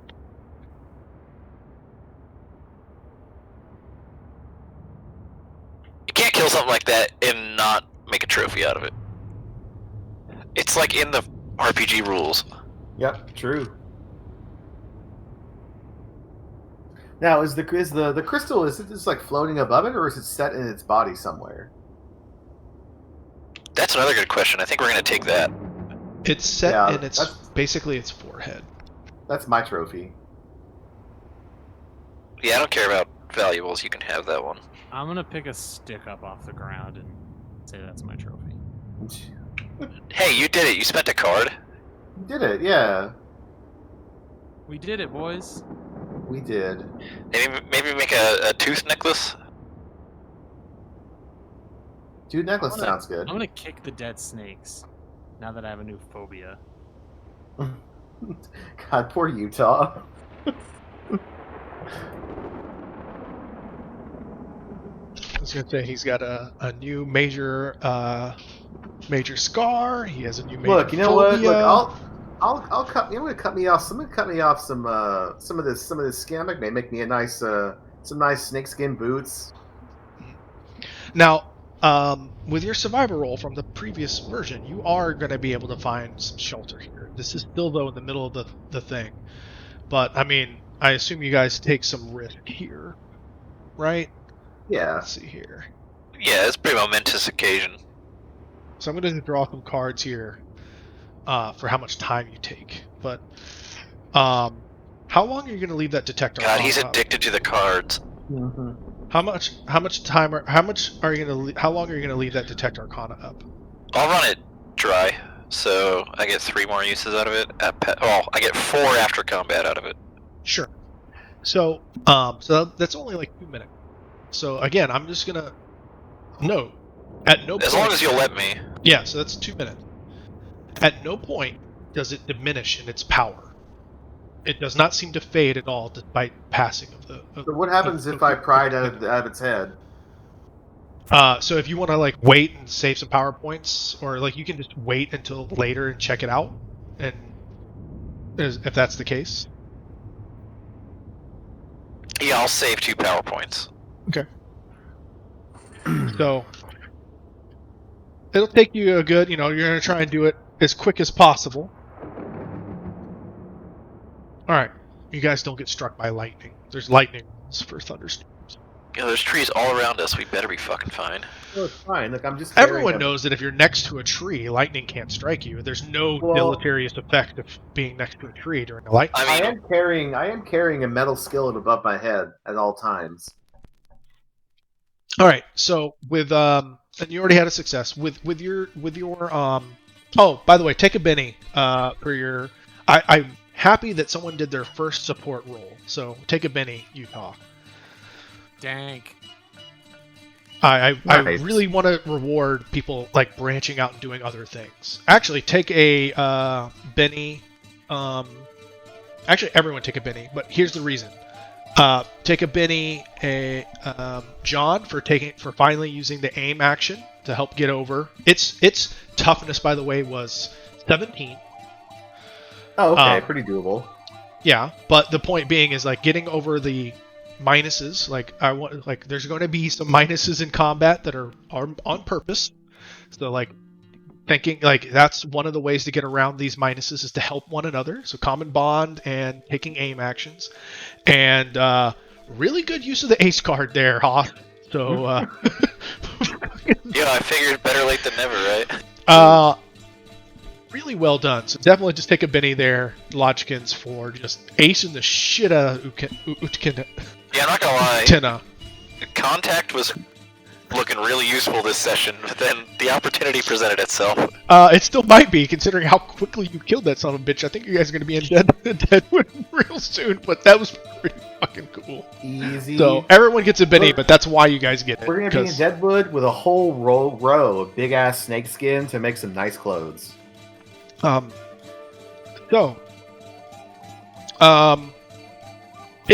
for what it's worth, so you guys can find shelter. You take your possessions of whatever you take, and the storm eventually passes. As you come back, the body is gone. The things that you took from it aren't. The body is. Is the crystal still pulsing with energy? Do you want to take the time to check it? You would have been able to rest long enough to get your power points. Lodgkins. Yeah. Yes. Okay then. So, all right. I mean, the ground is very slick. You guys are a bit into the Black Hills, but otherwise you can kind of resume your day back in towards Deadwood. Yeah, once the rain passes, we'll probably get out of the Black Hills and then continue on. That's what I'm saying. You guys can wait it out a bit. The storm was very quick and also gets out.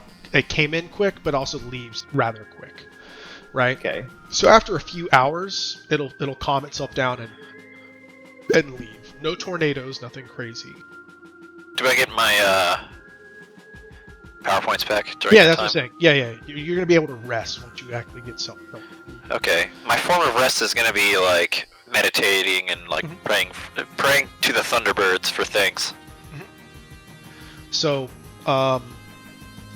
yeah, you're gonna be able to make. So that's another day. Let me take. And then I forgot to mention. Did you guys do anything cool for your July 4th? That was actually today. Not I my guess you country. killed the Uktina for your July 4th. Yeah, see? We'll shoot off some fireworks. You can't really make a whole lot of progress. I guess you could spend the rest of your day in that little cave if you want, or the little outcropping is what you actually found. A much better outcropping. You never found a cave. But you were able to get a sufficient amount of shelter for your horses and everyone. Especially since the rain lets up.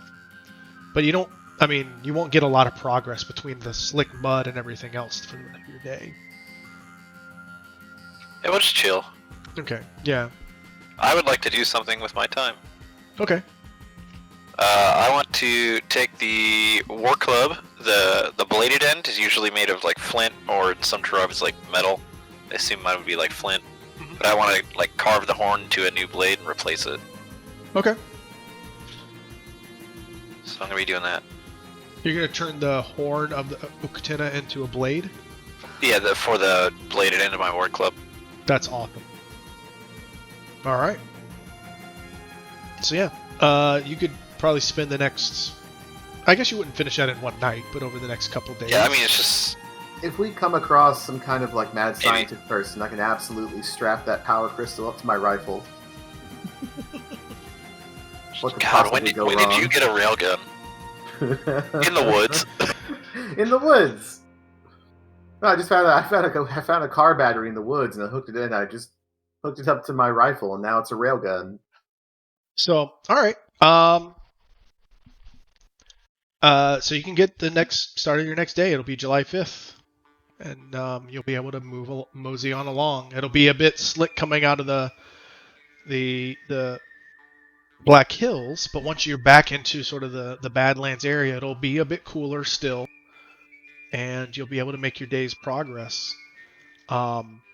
Admittedly, you won't run into much issue. Is there anything you'd like to do with your spare time? I'm gonna continue working on this thing, and that's pretty much it. You want to look Yeah, at I the can't. I crystal mean, at all? I can't really work with snakeskin or leather, so I have to go into town to get it work done.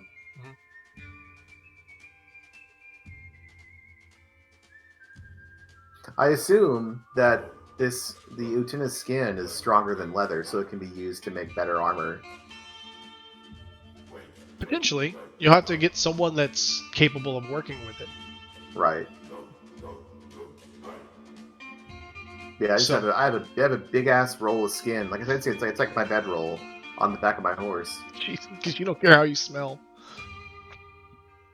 Well, no, now it smells like a dead snake, so it's different. It's fine. Yeah, of course, it smells super different. Yep. All right. So, honestly, over the next few days, you're going to be able to make your way to Deadwood. So, describe to me. So, that's really all you want to do over the next few days? Utah just wants to try to get over his fear of snakes. Realizes he can't, and he's horrified of them. Well, you're So not now going to he's run afraid into. You're not really going to run into any snakes over the next few I'm days. horrified. But you're I going to keep be thinking haunted. there's snakes. I keep You're going to have thinking there's nightmares. in my bedroll. There's snakes every time something brushes across my leg. I'm also afraid of roaches, so I'm afraid of roaches now too. Things are not. Yeah, great. what you're saying is there are probably some edges I shouldn't take in the future. Correct. So, what? So, give me a smarts roll, Lodgkins. All right.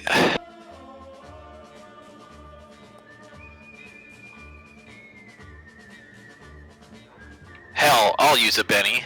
Okay. That's what it's there for.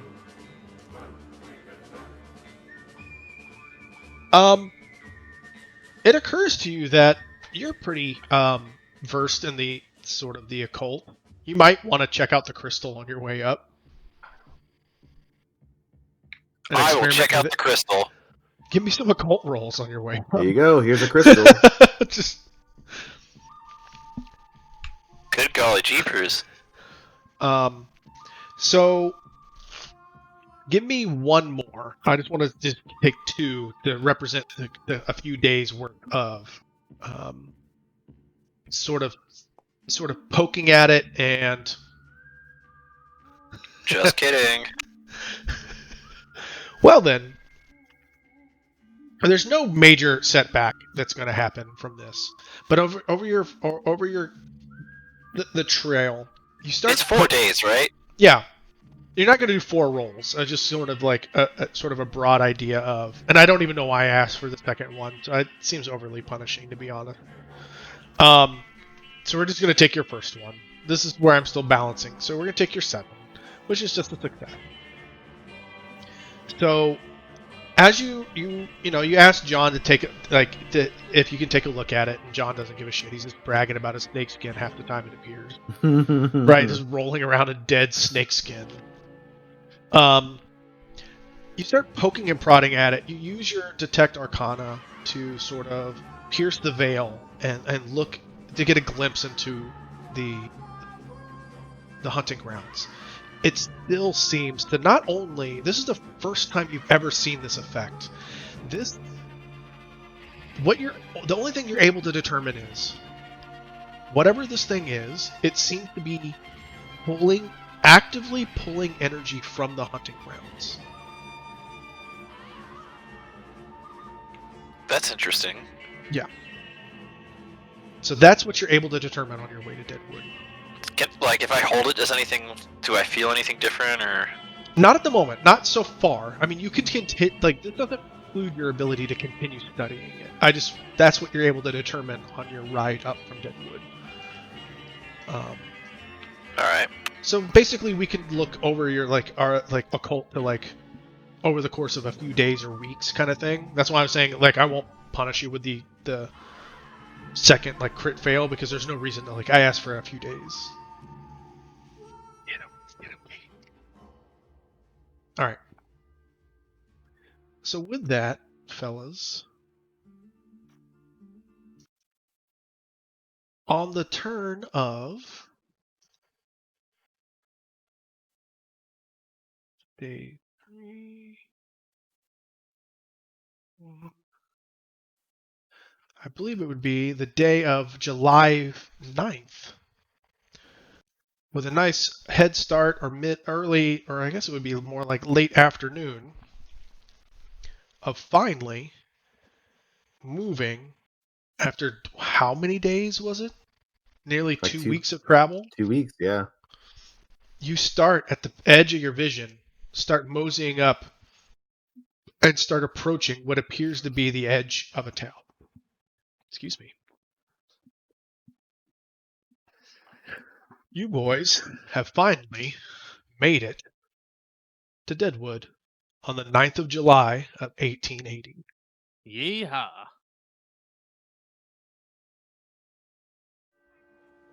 Yeehaw. Super easy, barely an inconvenience.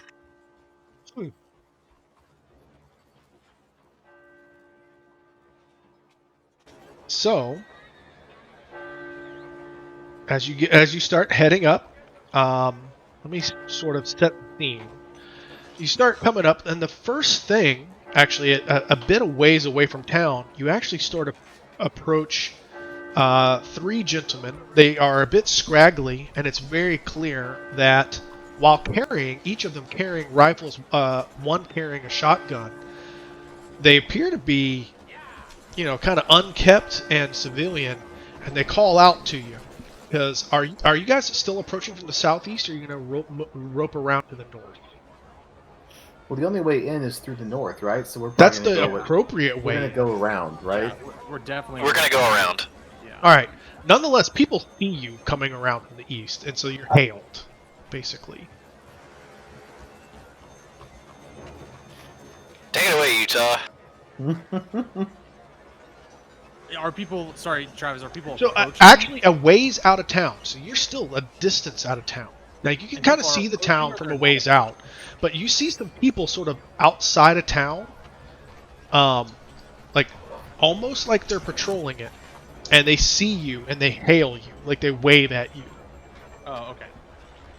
I'll wave back.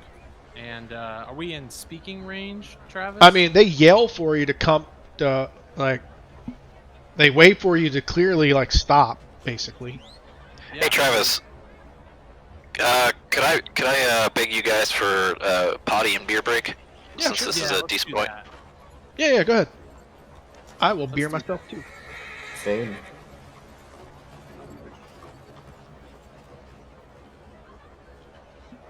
All right. So everyone's back, yeah?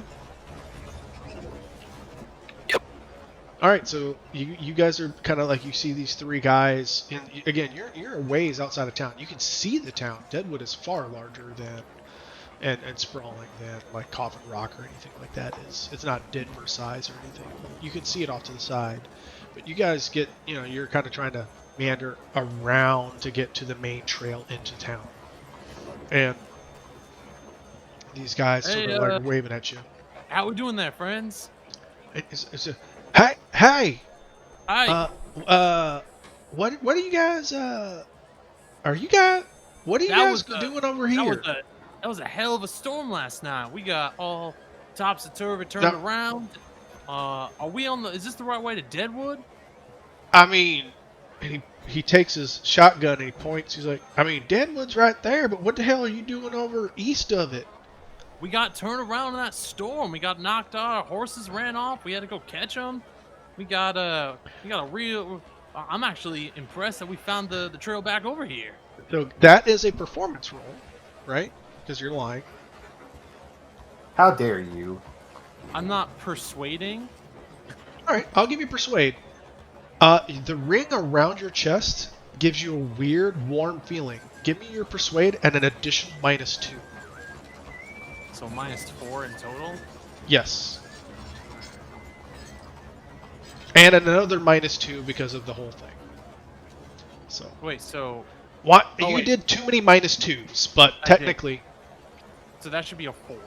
well, And everyone is, remember, so it's -2 because you're ugly, -2 Yep. because of the thing I just said, and then Yep. everyone is at -2. Oh, Period. so this is an accidental correct -2. It's accidentally correct, even, yes. All right, Would you like to well, spin a Benny? And I'll take my free persuasion reroll. My Okay. charisma first. Hey, That's a there lot of he dice. is. Oh shit! My guy. And he looks at all you, and to be honest, you guys look pretty rough, right? Because you've been 2 weeks of trekking. Yeah. Actually, As a matter of fact, I forgot to do one of the things that I'm supposed to do. Everyone give me a writing at a -2. We're going to do this now. This is the basic hooping it roll that you guys had. Fuck. Don't worry if this is anything. So this is the hoofing it rules. Basically, you're going to suffer a fatigue. So this is like you guys are like looking rough, basically from long travel, right? And you actually physically need a bath and a few days of rest to get rid of this fatigue. So anyone that failed, you guys look rough anyway, but the people that failed literally have fatigue right now and look rough. All right. So anyway, you still super aced your persuasion.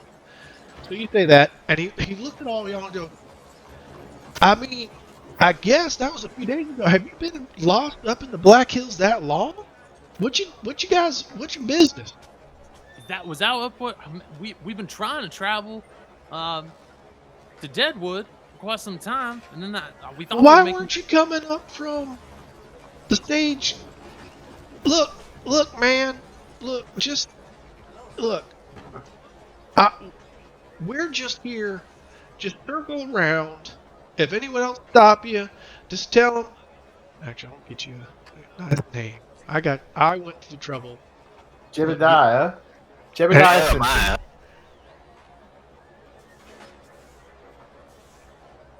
Abraham Simpson. You just tell them that Raymond sent you. And All right. Raymond said it was all right. Raymond on the southeast side of town.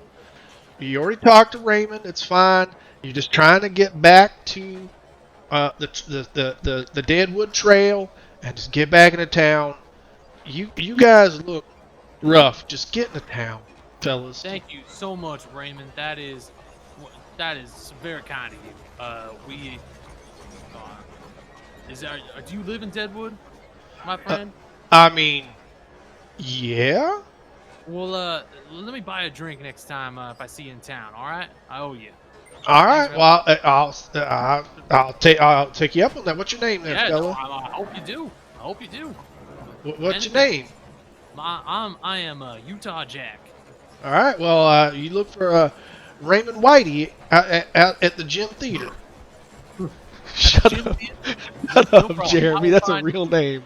I will find you, Mr. Whitey, and we'll share a drink, and I'll tell you about our travels out here, and looking forward to it. But right now, we gotta get into town, and I need a fucking bath. Yes, it looks like you do. Yeah. All right. Thank you, my friend. And then I'll just go by past him. All right, and you do. So you guys are able to move on around and get to the actual correct trail coming into town. And you do see a few more of these, sort of like small men patrols around the edge at fringes of town. And as you get to the north side of town, you see some traffic, but there's not a ton of traffic on the north side of Deadwood. But honestly, Deadwood itself seems pretty trafficked.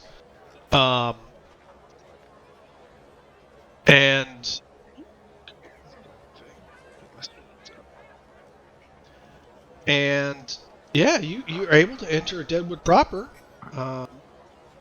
without too much of a trouble. So as you enter in, a few things hit you. So first, Hopefully not snakes. no, not snakes. Bullets. Out of mild curiosity, this is Travis speaking. Has anyone seen the show Deadwood? No. No. Okay. I guess that's probably good. Not that the HBO show isn't good. I only just started watching it after you guys planned to come to Deadwood. So functionally me neither. It does do a good description of showing you Deadwood. The key is what you guys see actually as you come in. As you see an interesting mixture of part tent city, part physical structures, and it's sprawling in each direction. So there's a core sort of downtown area that is permanent buildings. And then, as you can see, as the city sort of developing, it's a lot of makeshift tents. Um, Also, the smell almost immediately hits you as you start walking into the city. It is ripe. It is a mixture of sort of a garlicky smell and, frankly, just shit. The streets are a mixture of slick with dirt, mud, and horse shit. So you guys need some good boots, and Lodge can lack boots. I thought I smelled bad. Holy Yeah. shit! As you start getting a little deeper in from there, the other thing that immediately hits all of you is that you see, probably for the first time for any of you, actual electric lanterns dotting the main street. Not like oil lanterns, electric lanterns. I don't think any of you would have seen this unless you visited Salt Lake City.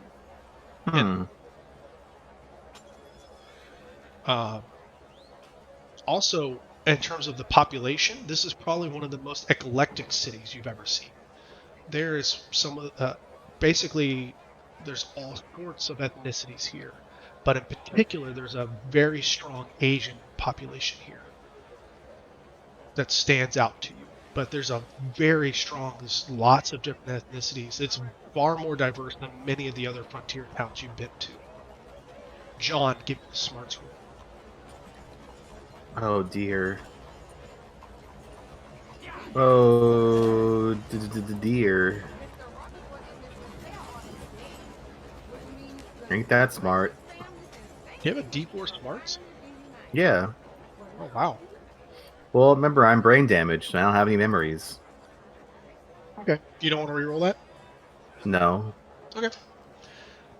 As you approach town, as you sort of walking into the beginning, into town, you immediately have a sense of deja vu. You have definitely been to Deadwood before. Huh. Otherwise, you guys are free to roam, but you tell me what you'd like to do. Well, we should probably find. Well, so I want to find a deputy or someone walking about, just some like a official-looking person. Like You see a decided lack of those. All right. It is a busy set of streets here. All right, so you coming in. So you sort of coming in. Let me get a good look at this map here. So you coming in, and you see coming in from the north. You see the immediate sort of coming in from the north. You would also be sort of coming in right where the train tracks are. Coming in, you would immediately come in where there is the only train station. It is the Iron Dragon train depot, the Deadwood train depot run by Iron Dragon. And to the immediate south is really Deadwood proper, and to the other side of the train tracks is Chinatown. Is Giant Town? Chinatown. Oh, okay. China. Got it. China. Sad. Well, I think we should probably first figure out because we're gonna be here for a while. It's July. We're gonna be here for like 2 months. Yeah, you guys got here all right. So we need to figure out one. So first, I guess let's get rid of this fatigue. Let's chill a bit and relax and find a hotel or something in a bathhouse or whatever. But we're gonna have to figure out a more permanent lodging for the months we'll be here, and of course, and a source of income. Yeah. So my intent was to find someone who I could ask like advice about the town too. Like I don't know, like literally somebody I could pull aside and be like, hey, where can we find shit, lodging, that sort of thing. Well, I mean, you immediately turn left. It's Main Street. It'll be very quick. You're going to turn Okay. down and see. As a matter of fact, one of the first things you see next to this train station is the gym theater, the very thing that the guy was telling you that he likes to drink at and told you he'd meet you at sometime. Raymond. For instance, anyway. Across the street from it, and as a matter of fact, that is one of the places that was in your vision, Lotchkins. I mean, it wasn't the focus of your. This is the intersection that you remember being at because you saw a clear vision of the train station, and from this vantage point, you saw the gym theater and sort of this intersection. It gave you a All right. clear view of the train station, so you have a clear bearings of where you need to head, at least initially out of town to start heading towards, well, wherever you need to head. Yeah, can you recap that for me a little bit? Sure. So basically, you started in the south part of town and like jetted up Main Street. You didn't really get a lot of vision of the Main Street, and then you froze at this crossroads here, and you didn't get a good look at anything, but you definitely got a good look at the gym theater, and then you could see the train depot, and then you rocketed northeast out of town from the train depot into some woods. Like you followed the train tracks a little bit, and then you went northeast out of town. So you have a general direction of where you need to head out of town, basically. Okay. You know, in like 2 months. Yeah. Well, boys, we got here earlier than we expected. Is there anything you want to do to pass the time? I mean, I need this is a busy area. You see a wide selection of. I mean, you see around the gym theater, you see people of all walks of life, but in particular, lower levels. Literally across the street, you also see another saloon called the Bella Union Theater that clearly is trying to cater to a higher crust of clientele. Are these sorry, Travis? Are these literal theaters, or is that just what the bars or taverns are called? I'm just looking. Well, you're taking a look from the outside. I guess you can give me a notice roll, but it's pretty hard. No, for I you just to wasn't tell. sure if you were using the word theater. That is the name of the establishment and the sign on the outside. Okay, I wasn't sure if it was like an Old West thing I was missing, like a theater is a type of saloon or something. But yeah, I'll give a notice roll to see if it like actually seems like a performance theater. Nope, I don't know what the fuck I'm doing. Can you even read those signs? Listen, I'm trying, all right. I don't need to hear it from you, smelly face. Smelly McSnake Man. Yes, sir. You got me. Yeah, that's what I fucking thought.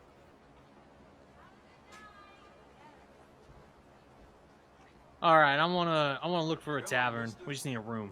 I just need a room. I need to lay down. So I want to find a place where there are some horses, where I can hitch them, like a stable, and a tavern.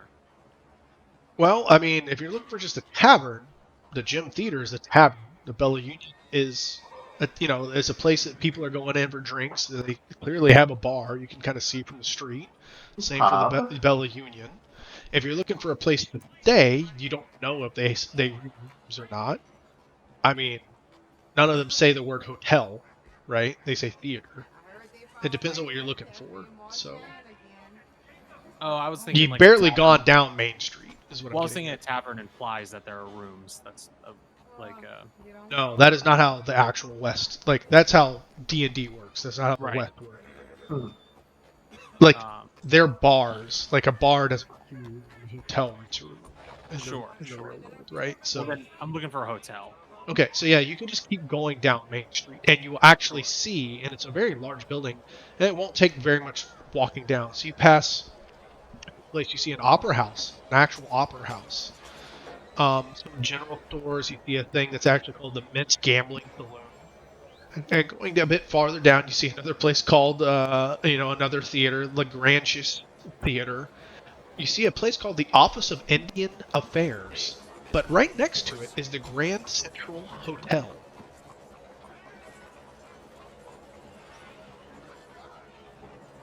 All right, I'm gonna head that way. All right. You can hitch your horses out to the outside. You come in and the place looks quite nice actually. It's well kept. Um, and you're greeted by a woman that calls herself Aunt Lou, and there are rooms available. But if you notice that in Deadwood there's a tent city, rooms are normally, whatever. There is literally a room available. She normally wouldn't rent to 3 men, but she's willing to do it for $70 a night. Jesus. Wow. I Aunt understand. Lou reaches across and asks you to step closer, Utah. Yeah. She looks at you and whispers, she's like, now I'm telling you now, if you go down the street, I bet you won't find any other rooms available. I had someone check out just now, and I'm not supposed to let it go. I'm doing you a favor because I think you're a very handsome man, and I think all of you could use a nice All bath. right, she's fucking lying. First of all, because I'm hideous. Can I do like an? Actually, you know that you're still quite an attractive man. I'm a hideous monster. Can I? What's the roll? to see Yeah, if and you're she's fat, lying to me? too. Or that's Notice. performance. Notice. All right, let's Notice just is roll what you quick. see if she's lying. I want to see if she's fucking lying to me. All right. I'm being game. Oh yeah, shit. All right. So she does appear to be dishonest, but she does appear to think that you're actually attractive. Despite right, your right. insecurities, she does seem to be hitting on you. I'll be like, all right, Aunt Lou. That was her name, right, Aunt Lou? Yeah, she calls herself Aunt Lou. That's my literal She's aunt's probably name. in her early 50s, but she's not an unattractive woman. All right, Aunt Lou. I'm gonna cut straight to it. Nice. I know it's total bullshit that there are no other available rooms in town. I know you're trying to pull one over on me, but you know what? You're a pretty gal. I won't hold it against you. You're a smart businesswoman. Could you cut us a little bit better deal on this room you have available? We're weird travelers. I really gotta rest. I need my beauty sleep. Darling, you understand how it is. She smiles. She looks at. She smiles. She goes, "Darling, I'll do you one better. I'll hold this room for the next hour. I'll throw in a bath. It'll only cost you $80 for you and all your friends, and you can take that hour and go and confirm there's not a single damn room in this entire place. So it's either this place or a tent. Either this place or what? I didn't hear that Or last a word. tent. We can go be in Tent City. We can go occupy Deadwood. I think I might opt for the tent anyway. That is true. That is more your speed. Right, seriously. So what, Travis? I'm just a little confused. What if I do find another room, we can just go to that other room, right? Yeah. Yeah, right. You know what I'm gonna say? You know what, darling? I'll take you up on that. We can go find other rooms, right, boys? Let's roll. So let's go. I'm not fucking paying $80 for a room, guys. Are you kidding me? That's for Same. one night. It's basically California prices. Yeah, this is outrageous. God, Fuck, could you imagine? It's like getting the hotel across the street from Gen Con. right? Exactly. You just We get a can house. Good God. We can find something better. All right, Travis. I want to go to every sleeping establishment for pay. All right. in So the city. do you care about the 1 hour timer? No. Fuck. Okay.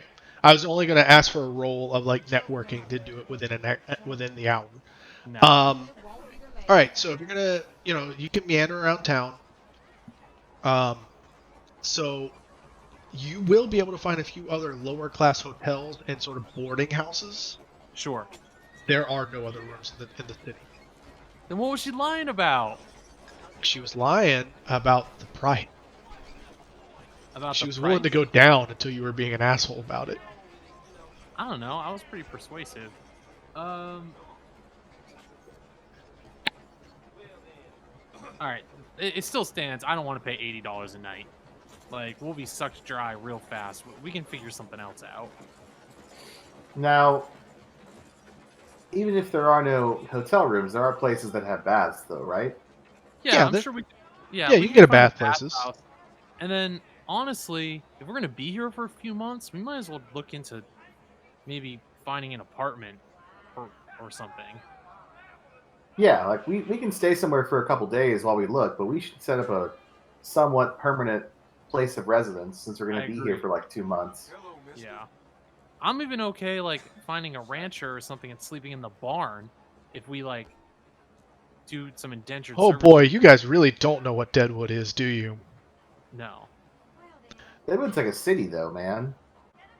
I don't know how many more ways I could say tent city. I mean, there's a reason that people are sleeping in tents. Well, I'm fine sleeping in a tent too if we're not getting arrested for it. Like it's fine. I mean, you're not going to get arrested for it. There's a reason they're sleeping in tents. But Yeah. I just want to lower your expectations seem to be about here, and I need them to be here. Because there's the tent Utah city. Jack's not a stranger sleeping in a tent. This is fine. Okay. I'm dead. I'm a girl. Man, I'm dead. What do I No, no. care? It's not that this is an undoable proposition, but Mhm. based on the way that you're describing your budget, it might be. This is definitely LA pricing. So Oh, so Deadwood's in the middle of Deadwood's like the San Francisco of the Dakotas. sort of. Yeah, at least Denver has like actual scalable. They got electric Living light. They got quarters. electric light, so it's a tech bubble for sure. Let's do that. Let's. Hey, you know what? We have 2 Coast months. Rock Valley over here. We've got 2 months until we deal with this stuff. We can get a startup going. We can get some It's funding. true. Let's start a business. Get the IP. Stu, Okay. So what then would be your first order of business? Is it to go find a place to put up a tent? So our option. Is it to then do that and then find a bathhouse, or to... No, bathhouse first, then tent up. Well, actually, stable first. If we can like get long-term storage for our horses. I think we can sell our mule probably. So yeah, there is a livery. You could like go to the livery and talk to them about like stabling your horses if you're not really going to be worrying about it. Yeah. And then selling them the mule. Thanks, Robert. So he kind of looks at you and let's see what his name is. I like my new James. So James at Carmichael's livery is there to greet you. Hey, James, got some horses here that if you can help us out, I'd like to store for a bit, and we got a mule for sale. If anyone's looking to get a good strong animal, his name's Robert Mueller. I'm really competent beast. He looks over and says, "You want to sell your 3 horses and the mule?" Oh no, we want to figure out a place to store the horses, like if there's a stable, stabling. Wait, you want to wait? Where? So we're buying your 3 horses and a mule. Sorry, Travis, I misunderstood. There is a place for us to store our horses, right? Or you just... Yeah. Oh, okay, got it. No. Let me rephrase. I want to sell a mule, and I want 3 horses that belong to us stabled for a bit. Do you want to buy 3 horses and a mule? I want to roll persuasion to make him understand what I'm Yeah. trying to say.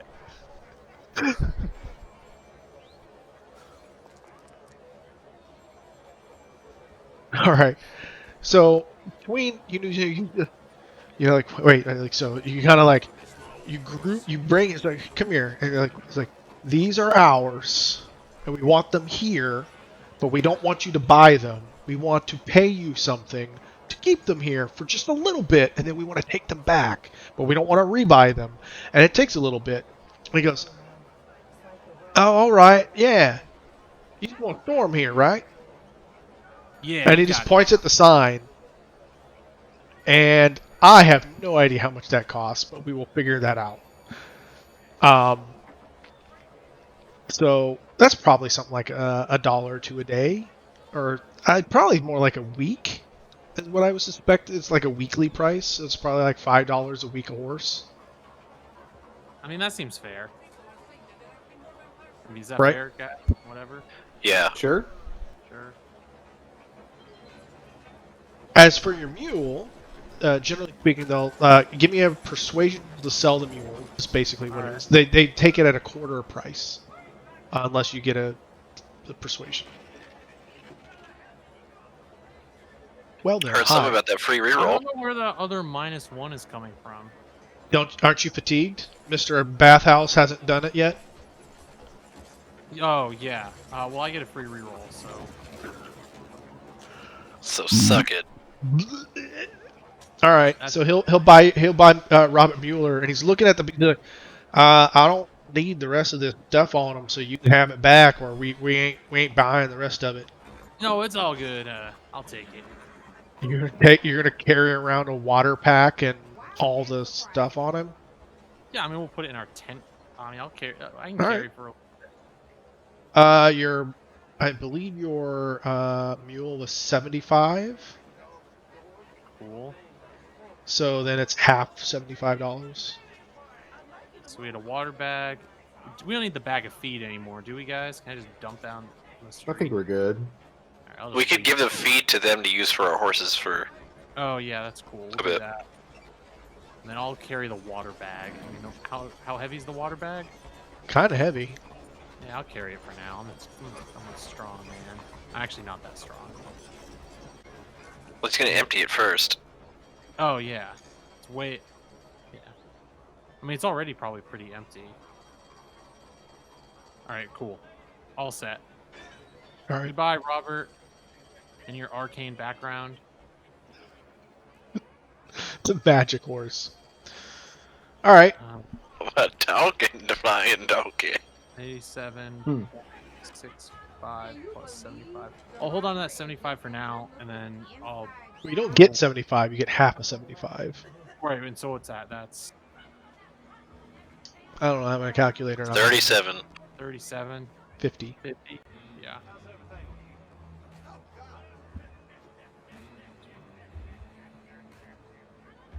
My reward for drinking a beer is another beer. All right, so everyone gets $12.50. Look at this socialist. Wow. They didn't sell a mule. You sold a mule. True. That's fine. All right, so you guys are going to go set up a tent. I'm gonna see if I can find a teepee to buy, because we don't have a tent I want to find a big enough for the three of us. first before we do this. What was that, Utah? I wanted to find a bathhouse before we set up camp. All right. Well, you don't have any horses to drag around now. But you do have a lot of stuff. Your horses actually carry quite a bit of stuff, so you guys are kind of encumbered. Dude, I don't know about you, but I don't have a lot of shit. I just have a lot of guns. I mean, I got 3 guns I'm carrying and a knife, ammo, and an empty water bag. By the way, Deadwood absolutely does not have that law where you're supposed to store your Yeah, I guns. So Yeah, so again, Deadwood is not a U.S. city. Deadwood is a non-city. It is functionally a city that does not belong to any country. It is allowed to exist by the Sioux Nation. For context, how does that work, Travis? Just because it's in the Sioux Nation? it is in the Sioux Nation. But the Sioux Nations do not care about cities, right? And it is not a U.S. territory. It is not a U.S. city. So U.S. law technically does not apply here. That does not mean that there are no laws, but the U.S. law does not apply here. There's no U.S. Marshal. There's no U.S. court. Everyone would inherently know that this is not like secret information. I just want to make sure that you guys understand context. That's why there's that the Deadwood Treaty. So this is sort of like living on a weird mix of like U.S. embassy land, but as if So the Sioux treat it like U.S. embassy land, but also the U.S. doesn't own it. Like the U.S. doesn't act as if they own it. Right? So it's like neutral ground that Deadwood just self-declares, if that makes sense. So Deadwood sets its own laws.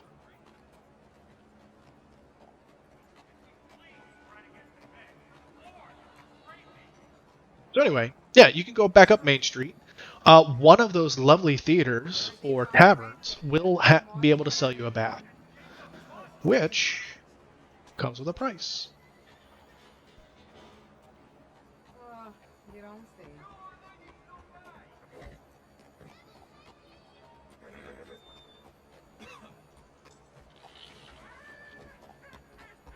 Let's see, bath costs $1 normally. It costs $3 here. Yeah, that's fine. I'll pay it. Well, wait. You can go to the grungiest place and it'll still be $1. No, I want a nice bath. All right, I'm gross. it'll be $3, and that'll still be at the Grand Central Hotel. That is, and if you ask around, that is the nicest place to go. Got it. That's not a whorehouse. I'll take a nice bath. Yeah, I'll take a bath. Uh-oh. Look, the dead guy. Look, man, look, my skin's all dried out. So when you come back in, Aunt May's, well, darling, did you find a place? Yeah, well, actually, we did. We found a real nice spot. So, Where are you staying? where am I? Where we're staying? We're staying on the corner of. And I named 2 streets. All right. I don't believe there's a hotel there. Oh no, there isn't. Uh-huh. Well, that bless your heart. That's that you do what you got to do. We gotta do it. But I'm happy to Well, give you my what money. I was gonna say, what brings you back here then? I'm happy, Aunt Lou, to give you my money so I can take a bath at your fine establishment. And I'm happy to take your money to give you a bath. Well, I'm not giving you a bath, but I'll have one of the ladies fetch the water for you. Most unfortunate, Aunt Lou, and I give her a little wink. I slap down $3. She does actually. You kind of do catch a slight blush here, and she reminds all 3 of you. She's like, now remember now, no touching the ladies here. This is just for baths. Oh, I understand. Yeah. I'm just making sure you guys look like you knew here. Look, I'll take care of myself. I don't need any help. I don't need to know what you guys do in the bath. I'm just gonna wash the dirt off, man. Yeah, I'm talking to him. Oh, I don't know what he does either. He's a bit of a. I'm not trying to start a race war. I'm good. Look, man, Oh God, Jesus. trail dust is pretty bad. So I know how it works in LA. Like I know we don't get along. Still, So, yeah, she'll you guys can wait downstairs and everything. There's actually meals if you'd like it. The Grand Central actually is a full service hotel. So there's meals and baths provided here. It's a pretty nice place, to be very honest, and very large. And there's a lot of people coming in and out. They're like, she doesn't appear to have been lying. This place looks like it's pretty packed with clientele. But eventually your baths are ready, and then someone shows you up. And honestly, it feels great to finally get a bath and be cleaned of all the road dust. Hey Travis, when one of the ladies comes to help with like the bath water and stuff, Sure. I just want to ask her a question. Sure. Like, dear, do you mind if I ask you a quick question? Do you have a second? Sure. This is my first time in Deadwood, so forgive me for a bit of my ignorance. What is the primary form of business here? Why are the streets so busy? What are people doing here? You don't know why are you here? Why am I here? Oh, I'm here because I was hired for protection by a friend. So Oh, I guess that makes sense. I'm just. I mean, Deadwood's a mining town. People come here to mine Ghost Rock. It's very profitable. Oh, I see. Up in the hills there. Yeah, they have an agreement with the Sioux. The Sioux allows the miners to go into the Black Hills to stake their claims, and they're allowed to mine the Ghost Rock for a certain amount of The Ghost Rock goes back to the Sioux lands, and that's how it works.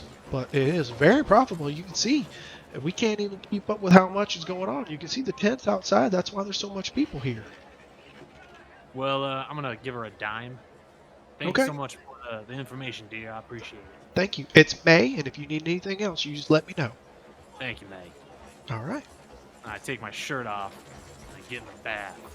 I mean, how far do you want to take this? I was like, where's Ryan? Role play it. Look at him go. I'm not gonna have sex with May, Travis. Well, May left. You were just describing for the rest of us. Utah Jackson is walk into the water. Lodgkins, don't let him out role play. You tell us, old man, what you're doing.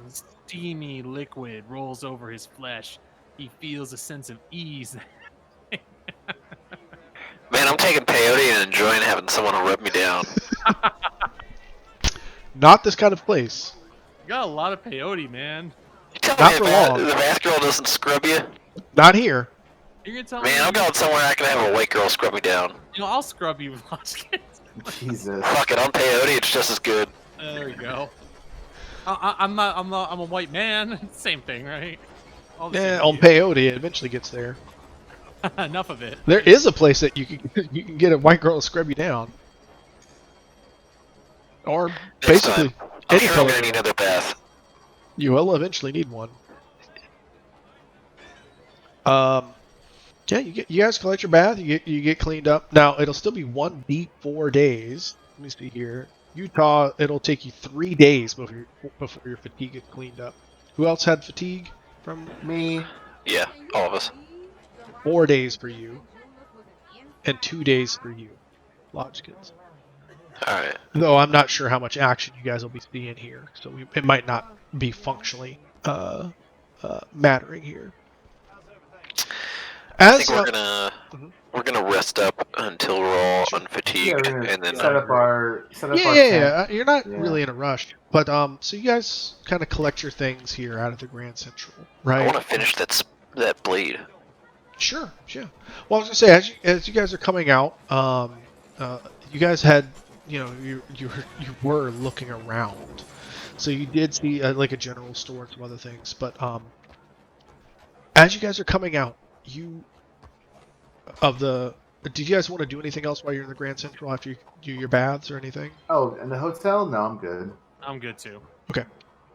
So you guys are collecting your things, and Aunt May bids you do, and just says anytime you guys want to, spend some more money here, you're welcome back. All right. So now that I'm clean, I'm gonna polish off my bottle of liquor.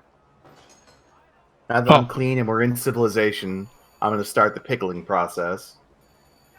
Oh, I think you would have done Aunt Lou. I said Aunt May. Aunt Lou. May. Yeah, I said Aunt May twice. But Aunt Lou said that. But well, you already had done some pickling, or did you smell like deader the whole time? Well, no, I smelled like dead, like I had that carcass on my. Oh, right. horse. So you just blended in that way, right? Okay. Yeah. Now I'm. So now yeah, I'm she now thinks you drinking. just got drunk in your bath, right? Yep. Okay. So, but as you step out into the street, which I thought I had I do have the music playing. Cool. I don't know if anyone else is hearing it. Doesn't really matter. But you step out into the thoroughfare, right? And again, it's a very busy street. It's getting into the later evening, and for the first time, you do see a lawman.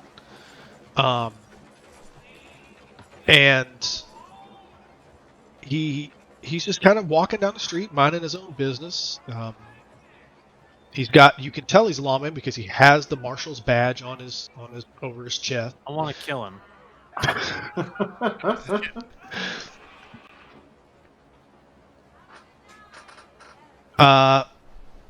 He's got a big bushy mustache over his hair, and he got a nice clean cut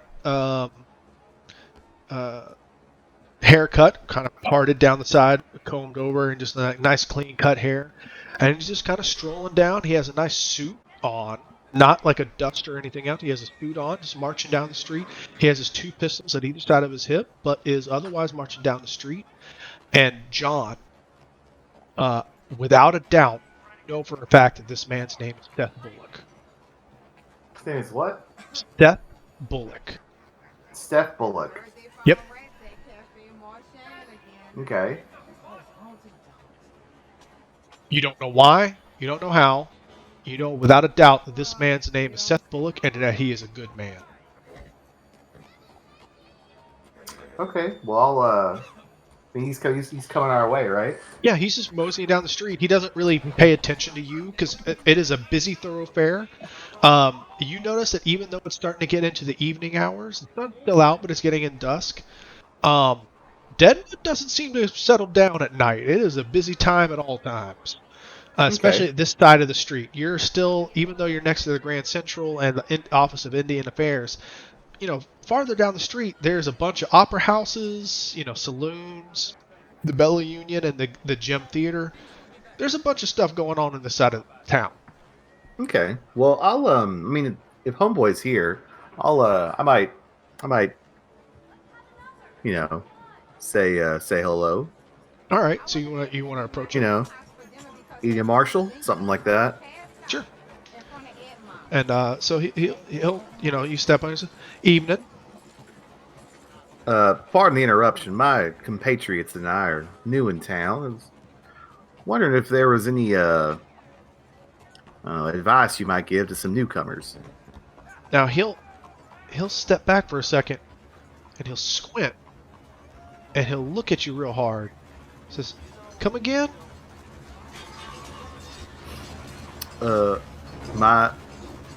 My compatriots and I are new in your town, and wondering if you had any advice to offer us. And he'll look again at and say, "Jericho, is that you?" Sir? And yeah, you're completely covered, yeah? Yeah. Sir, you may have me confused with someone else. My name is John. And he'll step back and he goes, all right, I guess so. I'm sorry, I didn't mean to overstep. What was your harm question? done, I got sir. distracted. I'm sorry. One more time. I hate to be impolite. Well, my associates and I are new in town. We're trying to get a lay of the land. Do you have any recommendations for newcomers? Well, I can't say that anything's my cup of tea. Down the street there is the nice opera house, but I don't think they have anything going on tonight. Though you should check their schedule. They probably have something going on. I can't say that I'm intimately aware. There is. I would be remiss without mentioning the Gym Theater, though I cannot recommend it. But it is a good watering hole that many others will recommend to you if you ask them. The Bella Union, I am not that familiar with, but many recommend it. It is a bit more expensive, so it depends upon your budget. And then there are some other saloons that I have not frequented. I am not, though I am known to drink, don't drink that often. But you will find much entertainment on the farther side of town near the train tracks. And again, he is studying you intimately, John. Okay. Okay. Well, all right. Well, thank you kindly, sir. We'll just go about our way. All right. Trying to maintain. I'm also weirded out by the whole thing. Sure. That's- Yeah. I mean, he that's can't weird. tell because you have like goggles and Right. bandana and everything else. Everyone, give me a notice roll, basically. All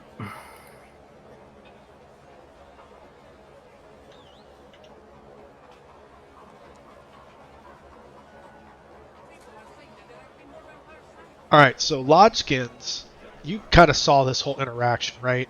Everyone saw the whole interaction. But you're able to sort of notice as he's walking down the street, he keeps sort of kind of keeping an eye on all of you without trying to look like he's keeping an eye on all of you. Cool. But otherwise, I mean, leaves you unmolested. Well, at least he's not a son of a bitch like Brass. Yeah, I It kind of seems that he seems a good man.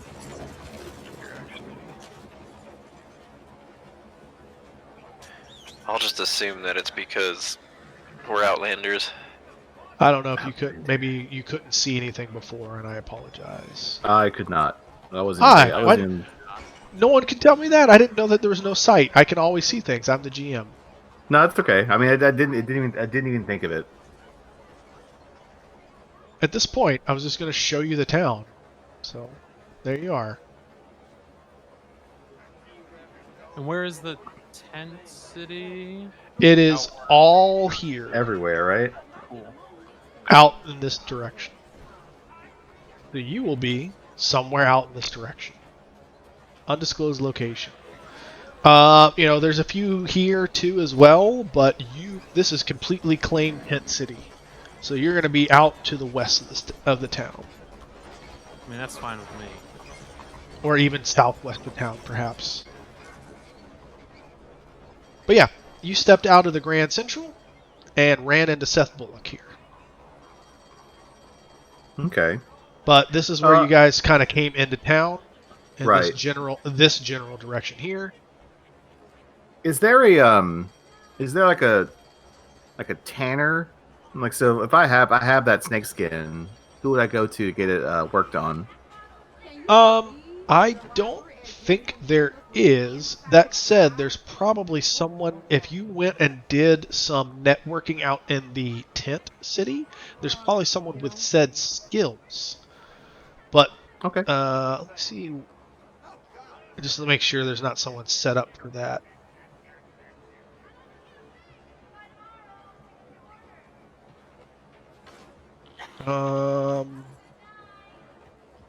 Yeah, I don't think there's anything I don't think there's a permanent structure dedicated, is my point. Okay. Yeah, there's nothing. It's all dedicated to mining. No one really cares about tanning. But yeah, you could spend some time trying to find someone out. Okay. I will pop down to the general store and pick up some more booze, though. Sure. The general store is really dedicated to just mining equipment and that kind of stuff. And they just direct you back to one of the saloons. They'll sell you whatever. That's actually what has kind of gone on here. Oh, okay. There's been basically an unspoken agreement that they don't sell the booze. That's not their territory. Okay. That's cool. Yeah, I guess I mean it's late. It's getting late in the evening, right? Yeah, I mean it's getting there. The town doesn't seem to die down though. There's still plenty of activity if you're interested. But otherwise, yeah, well, you can. This gets as as busy we're- or as interested as you go, and we can spend as much time or speed up As days. we're, Yeah. As we're scouting, I mean, yeah, I'm probably gonna do this over the course of the days because we're gonna spend 4 days just kind of chilling. But as you know, as we're spending all this time in the tent city, I'll take some time to do that networking and figure All right. out, Your networking is intimidation, so you're basically being a mean man. That is what I do. That is what you do.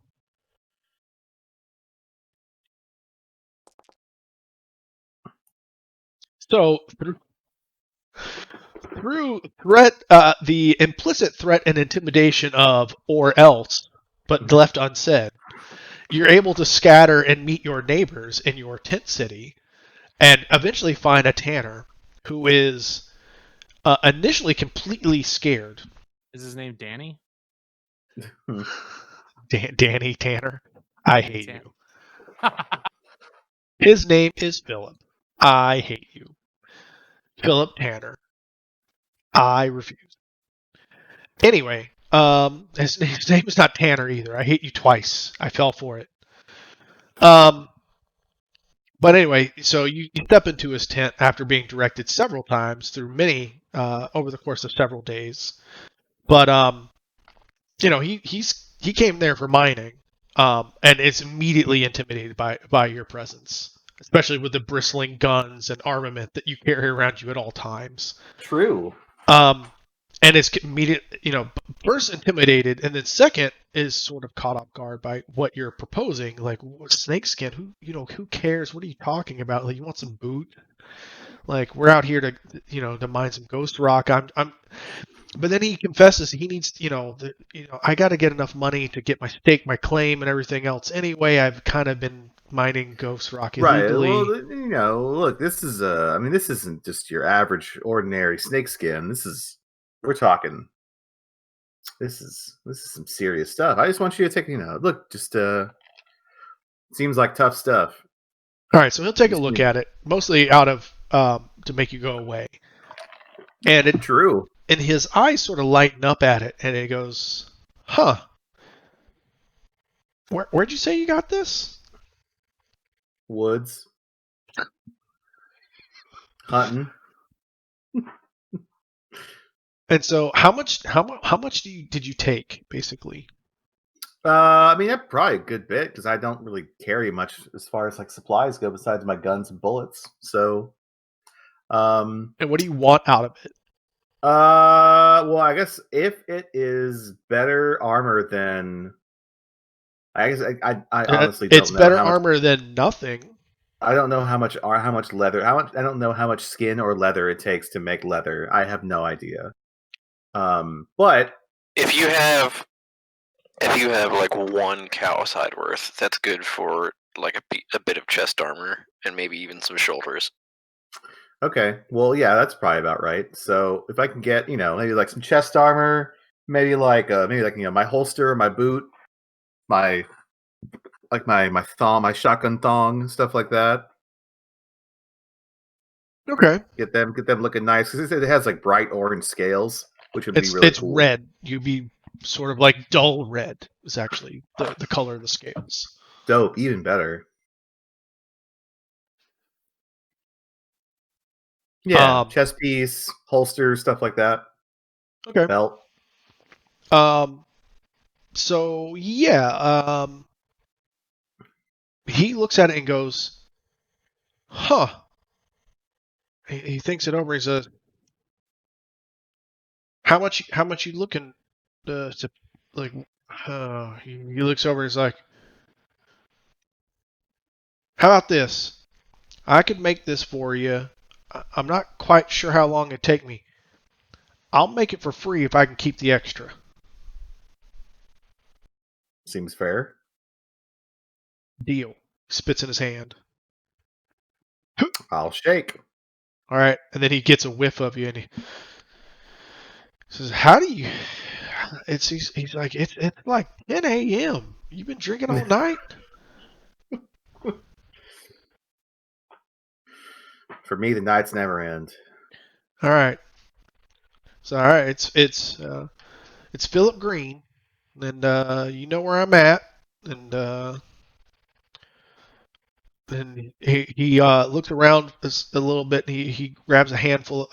He says, "Look, I just got this." And he grabs a chunk of ghost rock and hands it to you. He says, "I'll put this up as collateral, but I want that back when I hand you the armor. All right?"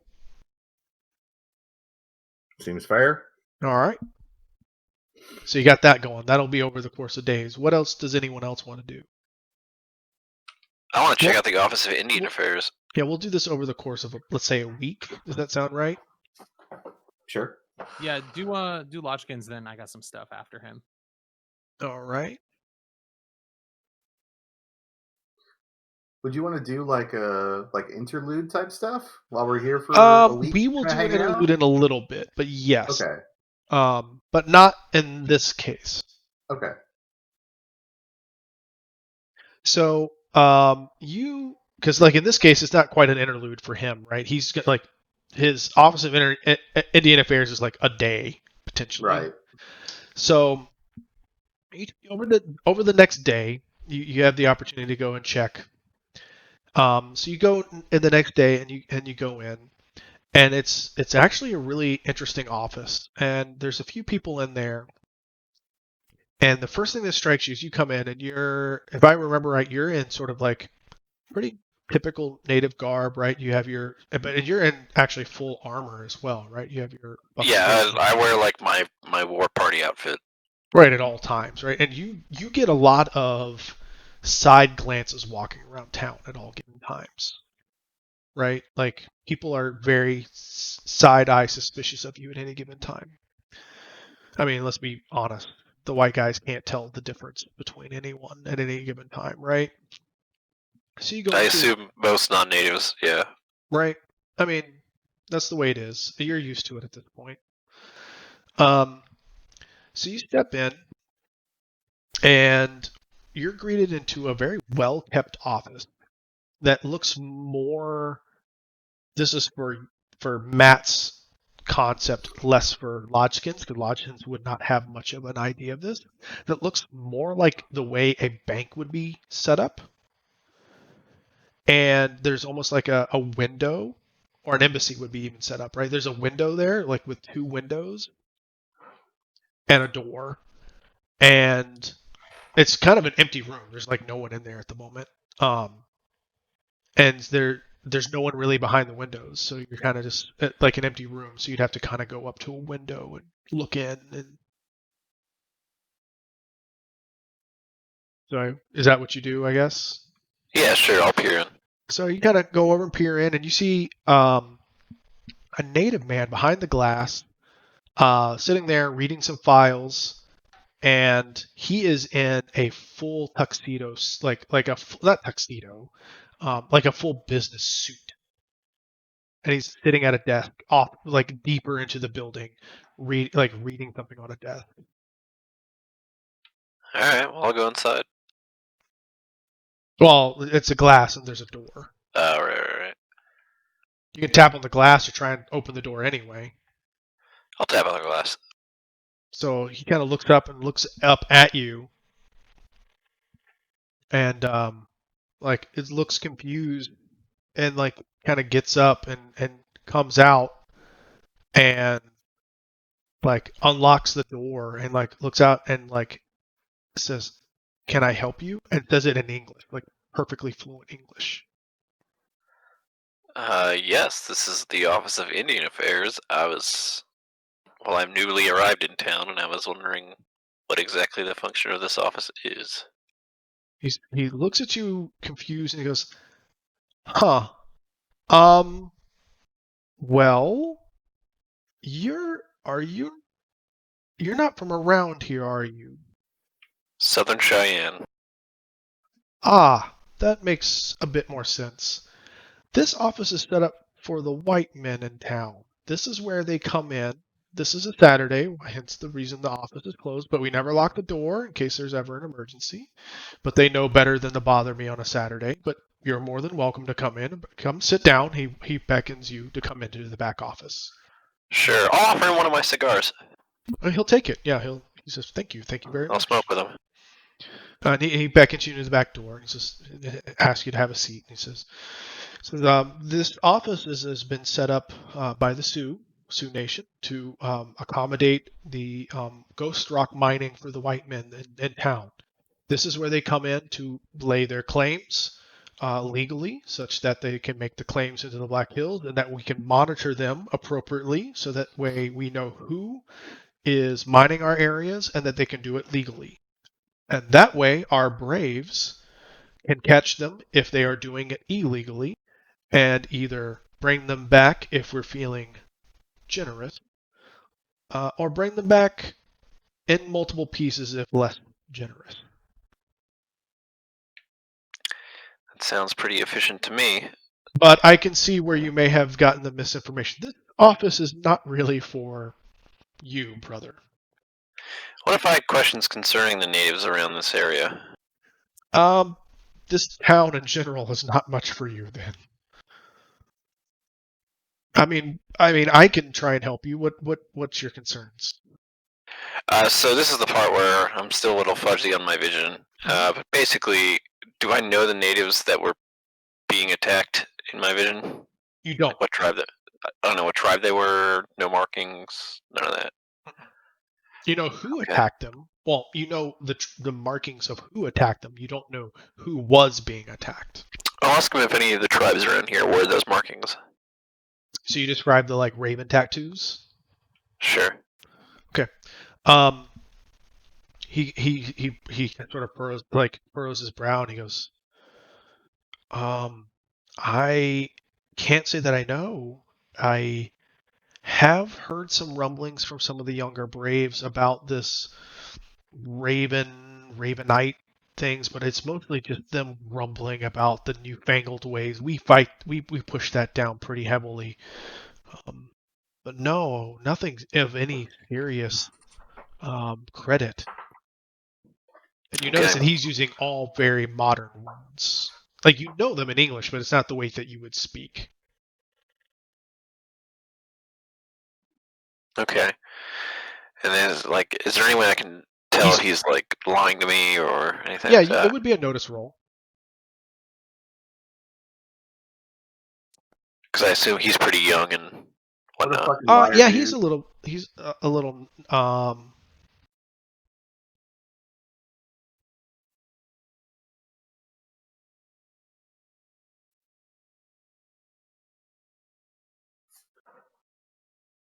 So he does seem to be withholding information from you. Weasley little liar, dude. So a few things that you're able to sort of. Weasley liar, dude. So a few things that you're able to sort of get from him. So what I mean by the way he talks is that he's talking exactly as I'm talking in English. He's only speaking to you in English. So I assume that you talked to him in Sioux a few times and he just responded to you in English. Yeah. Right? He keeps every time that you keep trying to talk to him in Sioux, he responds to you in English each time. Every single time. Over and over again. So at this point, you're having a conversation in English. Now, your English is fluent, but his is impeccable. Like, he is clearly highly educated. Like, he's using the word credit and to your admonishment, and like, he speaks differently than you do as well. That's what I just want to kind of come across. Like, he's speaking like I trick speak. him into. I want to kind of. But anyway, on top of that, he does not seem to be as fully forthcoming. He does come off as a little bit like businessy and weird, like businessy. Weasley. Kind of. Yeah, Weasley. He does come off as a little Weasley to you. Yeah. I'll offer him another cigar and be like, "You can be frank with me. I'm a stranger in these lands. I don't have anything to gain from this," and try to maybe like coax him. Do I want to give you a persuade roll? Sure. It'll still be at a -2.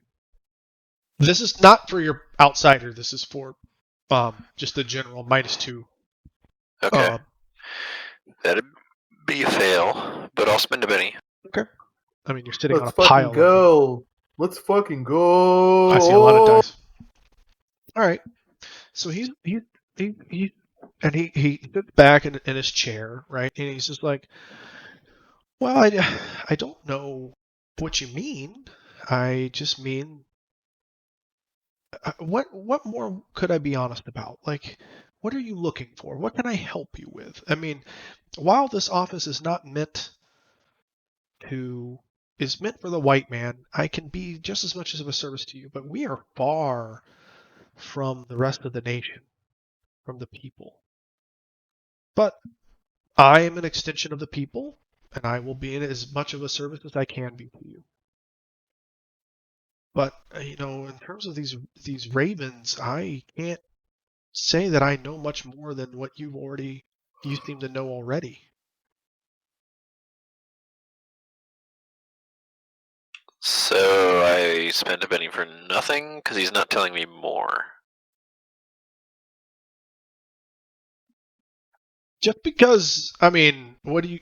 It's not how. I mean, what do you want him to do? Just spill his guts? At least like give me something that he's like. Give me an indication of what he's not telling me about. What would you? What are you looking for? He says like the tribe suppresses it. Maybe that has something to do with the Sioux, that how they're handling the what does the youth have to do with it? So the youth are just tired He's like, so you're an old man. You know how this has gone. While we've gotten our independence, it is a tenuous place to be. The white men have a lot of big guns. They have a lot of scary weapons, and the youth are not always convinced by the old ways. I know, as a man, I can tell by the way you carry yourself, you believe in the old ways. We, of course, all believe in the old ways, but some of the youth have a hard time believing in the same way. They see the power of the new technology that the white men wield, and they want to wield it as well. That's what we have to worry about. It is a growing movement up here in our nation. That's what we're having to deal with. I'll I be don't know direct with how him it and is. ask him where he stands in the movement. No judgment, like. I try to be pragmatic, but I think ultimately, I live here in the white man's town. I help them mine the ghost rock that in our sacred Black Hills that helps fund the war effort to keep the white man out. So I have a troubled history with all of it. But ultimately, I think what is necessary to keep the white man out is what is necessary to do. But I am also cognizant that it is possible to lose yourself in everything. So I know that is not a full answer, but I think Motherfucker suspect is what you're telling me. Look at this enlightened centrist over here. I just think Choose a side, you coward. I just think that I think we could do more, but I understand the concern about losing yourself in all of it. It's an interesting take. Losing yourself in the moment can be dangerous. In any case, if I wanted to find out more about what Better our never let kind it of, go. if I wanted to know more about the goings on of the Sioux Nation, like current events and whatnot, where could I go to find that out? I mean, you'll have to leave Deadwood. I mean, the Wickasaws are far east of here. I mean, I hear rumblings that there might be another battle near the eastern border of the Sioux Nations. I hear Custer is still out there and looking for another fight. Well, what about in Deadwood? There's no one that keeps tabs on things outside? I mean, outside of what? Outside of Deadwood? Yes. We have some Braves that are that I keep track with the war parties in the Black Hills, but they help functionally manage our contracts to make sure that no one cheats their claims and stakes. But I mean, the Braves hate that work. I mean, the most they're looking forward to is being able to skin a white man to prove that we keep paying attention to that. I understand. I mean, they're What was just this as man's name? his name is Joseph Bearclaw. Delicious. Joseph.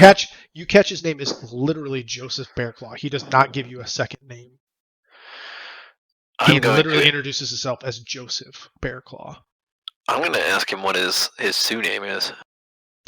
At that point, he looks at you kind of wounded and suspiciously and admits his name is Joseph Bearclaw, and he was sent east.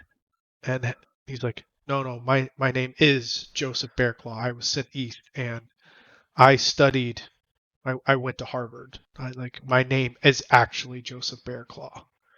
Well, Joseph, thank you for your time, and I'm going to leave him another cigar for his trouble. Takes it, hands it up, and says, I do appreciate the gesture. If there's anything more I can do while you're in town, what was your name one more time? Old Lodgkins is what I'm called now. Lodgkins. If there's anything I can do to help accommodate you or get you in contact with, or anything I can make your time at Deadwood. Do you have a place to stay? Maybe that's something I can help with. I'm living in a tent with some companions for now. Can I get you better accommodations? I think I'm good with the tent for now, but I'll keep you in mind, Joseph. It's been a pleasure. Anytime.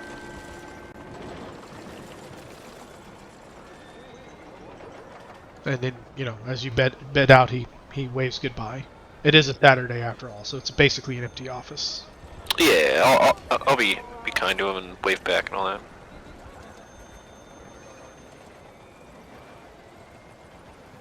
All right. That was just your first day of your week that you get to yourself.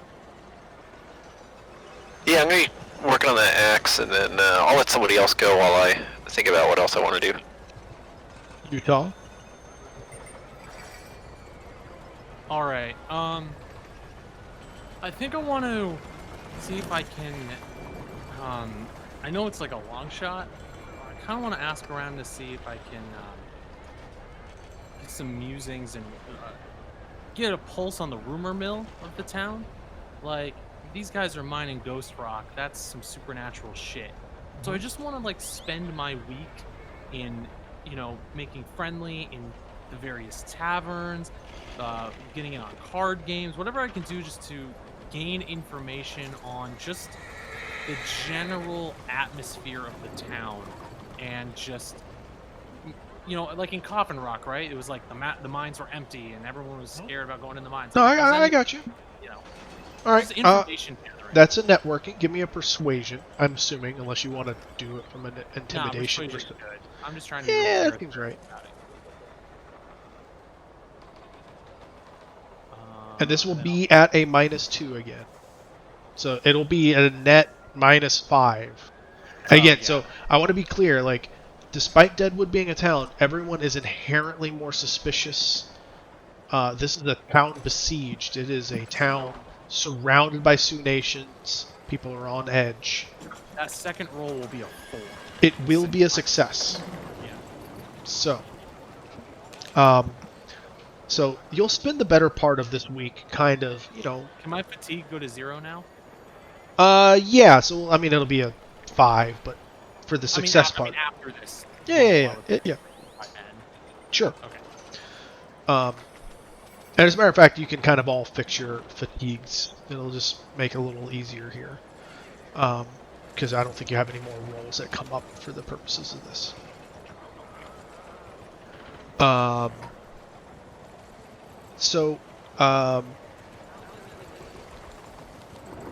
You guys, so you hear a few things. So you hear a general pulse of the town. So you can go through a lot of the saloons. You find that the gym theater is actually quite helpful for getting information. It's a very, very good source of information. A lot of the miners like to spend their time there.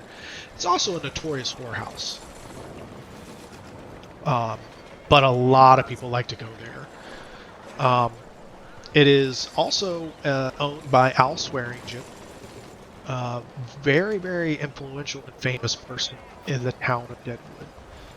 But in terms of the goings on of Deadwood, so as I was sort of saying, Deadwood, while everyone is sort of in good spirits and making money and going on with their Ghost Rock claims, the town is sort of besieged. It is in the middle of the Sioux Nations, and they're very keenly aware of it. So people are on edge at all given time. For context, people have to register their claim. I think it's, if I don't know, correct my numbers here in a little bit, but I think it's $100. Yeah. So prospecting permits are $100 just to get a permit, and then there are another few $100 for the actual claim, just to get your claim. And they cannot be worked by more than 5 people on your claim out in the Black Hills. Wow. So that it's very limited on purpose. So it's a lot of people can't even afford when they come out to Deadwood. They're broke enough that they can't afford the initial $100. So they cheat. So everyone's on edge. Like, they're out there to get their initial Ghost Rock to afford the $100 to get their real claim. Got it. Right? So people are cheating all the time. The Braves really do go out there and police. And if they catch you illegally doing it, they will either bring you back, take all of your stuff and bring you back naked into town and shove you back in the town naked, or they'll kill you. Where do the permits come from? Where do you pay? The Office of Indian Affairs. Got it. Where Watchkins just was. Yep. Where that fucking liar is. Yep. So that's the stuff that you immediately start getting. So people come out here dead broke to make it rich, and people do start doing well out here. So people can make it rich out here. Like some of the Ghost Rock deposits that people make out here make it buku dollars. Like people come out, like so when you're in the gym theater, even on your second day, someone comes out in here, starts bragging about his rich claim, buys the whole round, like the whole like saloon around, just throws down like a chunk of ghost rock and just talks about his big vein that he hit. Al Swearingen comes down and says, actually, no, the whole round is on me, and talks about it, like, instead of letting the man buy it, right? He wants him, and you know that seems a little odd, right? Like, instead of letting the man spend money, and his name's Charlie, is the guy, and right? And so, like, Charlie's just, like, becomes the talk of this whole bar at this time in the gym theater, right? But like, so you start getting this, you start talking to him, and he's one of these guys. He made it, right? He came out here dead broke. He cheated his way out there.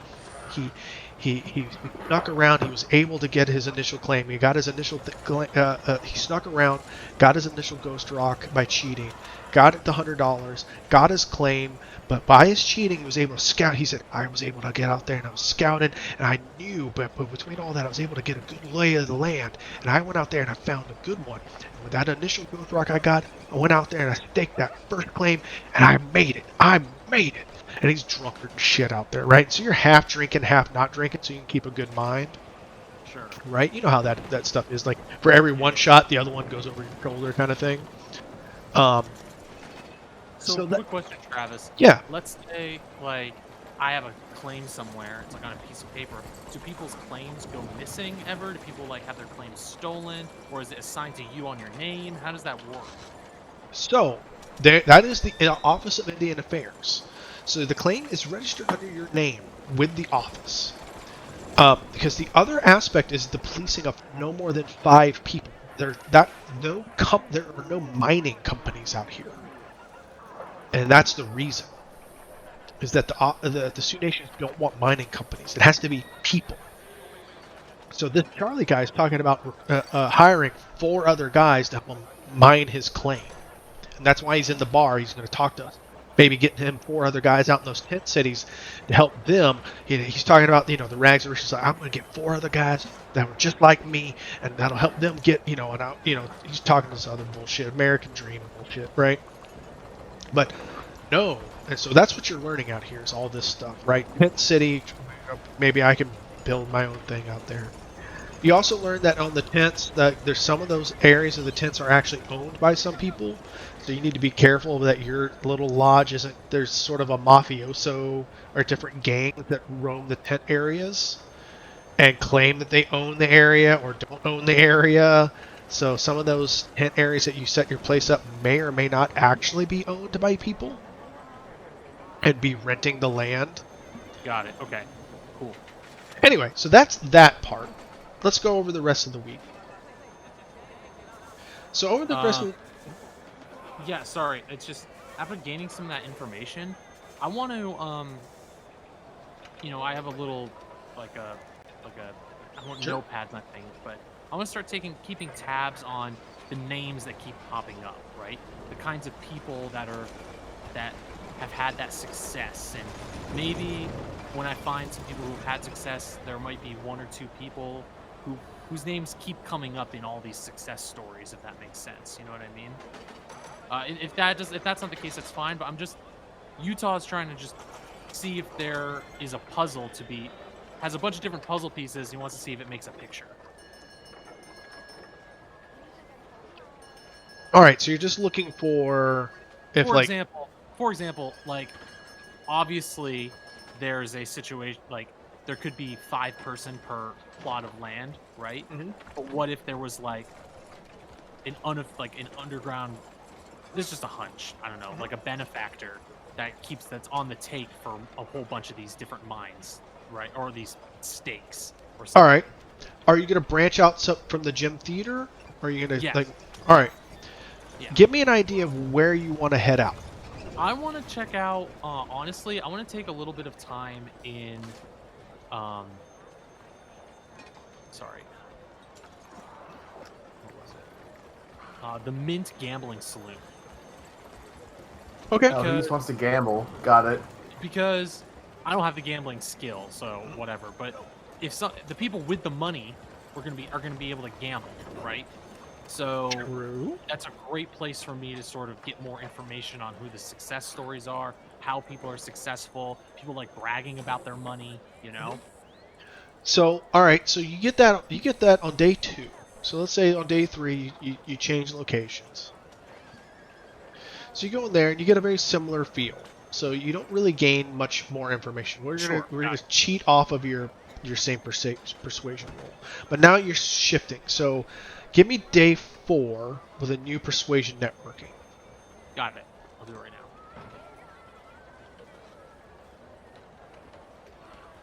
I'll use my free reroll.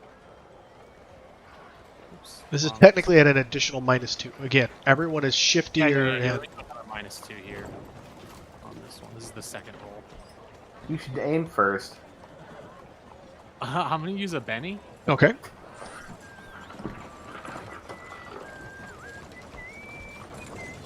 I'll use one more Benny. Hold on. Before you spend that Benny, roll a Uh-huh. d8 Oh, okay. immediately. Got it. Okay, nothing happens. Now spend your Benny. Okay, spend another Benny. This is the last one I'll spend on this. There it is. What a 20. god. All right. It's actually 20, Travis. That because I didn't have the other -2. Okay. I just wasn't sure if it mattered. It doesn't. Because that's a success with 3 raises. 8, 12, 16, 4 raises. So actually, now that you know what you're looking for, you're like, what if there's this? So, you don't really, you do, you hear a lot of the same things in the Mint gambling. But one of the things that sort of like strikes you. I'm losing you a bit, Travis. So can you not hear me? You're breaking up pretty bad. I don't know if that's me. Am I breaking up for anyone else? No. So Here, one that's- sec. One sec. Well, now we're getting robots. Wait, am I a robot to you, Ryan? Matt, I need to You're better pitch in. now. You're better now. I just had to disconnect and reconnect. Sorry. Yeah, you're good for me. All right. Yeah, you're good. I just had to disconnect and reconnect. Okay. So, we're going to piggyback off your Mint Gambling Saloon, right? So the Mint Gambling Saloon, again, that place sort of caters to different people here. So, you're not handing anything else. So you start handing, you head back to the gym theater a little bit just to try your luck to see if there's any connection there. And you start hearing some stuff, and between the two, the one thing that seems a connection there, now that you know what you're looking for, is that thread. And nothing seems to, you start asking around, and nothing really makes any sense there. You don't really hear anyone do that. You're like, man, it seemed like a really good idea. Like, why hasn't anyone else thought of that? And everyone's like, well, I never really thought of that. I didn't think about it. Huh. But one of the things that catches your attention over the course of this is everyone you're talking to, one of the things that has never come up that you find pretty striking here is the people that you're talking to is it's not all white miners, right? There's Irish, there's Italian, there's black miners, but no one that you've talked to so far have been Chinese. And so Interesting. you think about it and you go, huh? Actually, that's the one that's the one area I haven't like. Okay, so why don't I just and you do notice in the gym theater a few Chinese people come in and out, and so you decide to go try and catch up to one. You're like, hey, before you leave, like, hey, let me buy you a drink, and they don't want to talk to you. You're like, Interesting. Okay. Odd. And again, you're just trying to network here. So you can get some other Chinese people drinking in other places. It's not like the no one drinks. So you bring up this, and they're a little more friendly. And in this regard, with your high thing, over the next few more days, so this is going to take you quite a few more days working this angle, you start noticing a trend. That A trend? Is that what you said? A trend? yes, yeah, a Okay. trend. That with the Chinese, it does seem that maybe the Chinese are doing this. You can't prove it, right? You can't prove it for a fact, but you have a sneaking suspicion that maybe the Chinese are threading around. There may be some sort of general pooling of the contracts with their claims. Got it. Interesting. Then that'll close out my week then. Just that at this angle is what I'll close on that. All right, Lodgkins, you still have plenty of time left.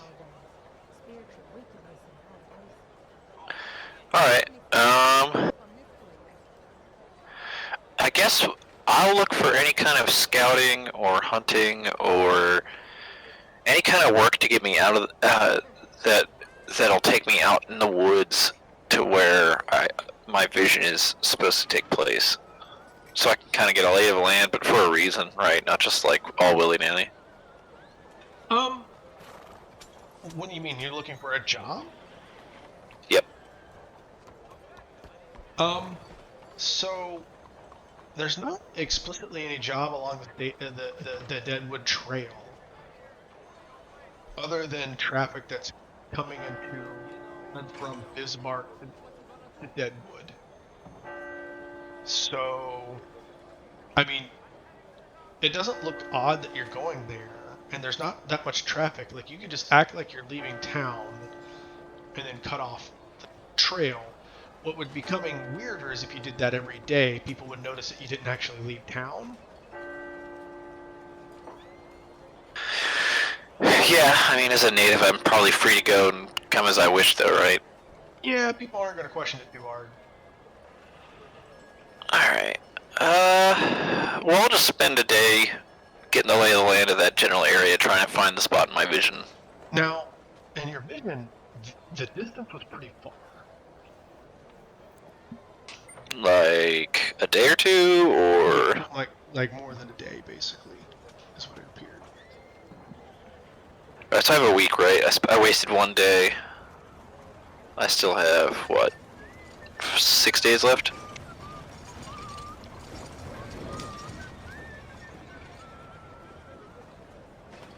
Travis? Yes, sorry. Okay, so is anybody around? Like John? Did John do anything during these 6 days? Like if I'm canvassing the tent city to find someone to make my snake skin. okay. Well then, I'm gonna go explore that area. Yeah, and you can't find Utah at all. He's just like disappeared. Yeah, I figured you were doing Utah things, so I'm gonna go try to explore that area. I'm gonna leave town and do it like by myself. I'm gonna obviously, since I'm by myself, I'm gonna like just scout, sign of trouble, just boogie on out. But yeah, I'll take my horse and get on out there.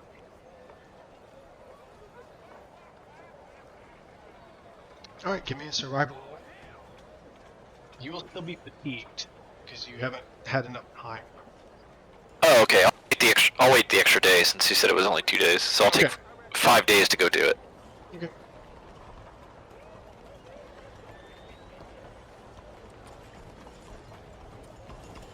Easy.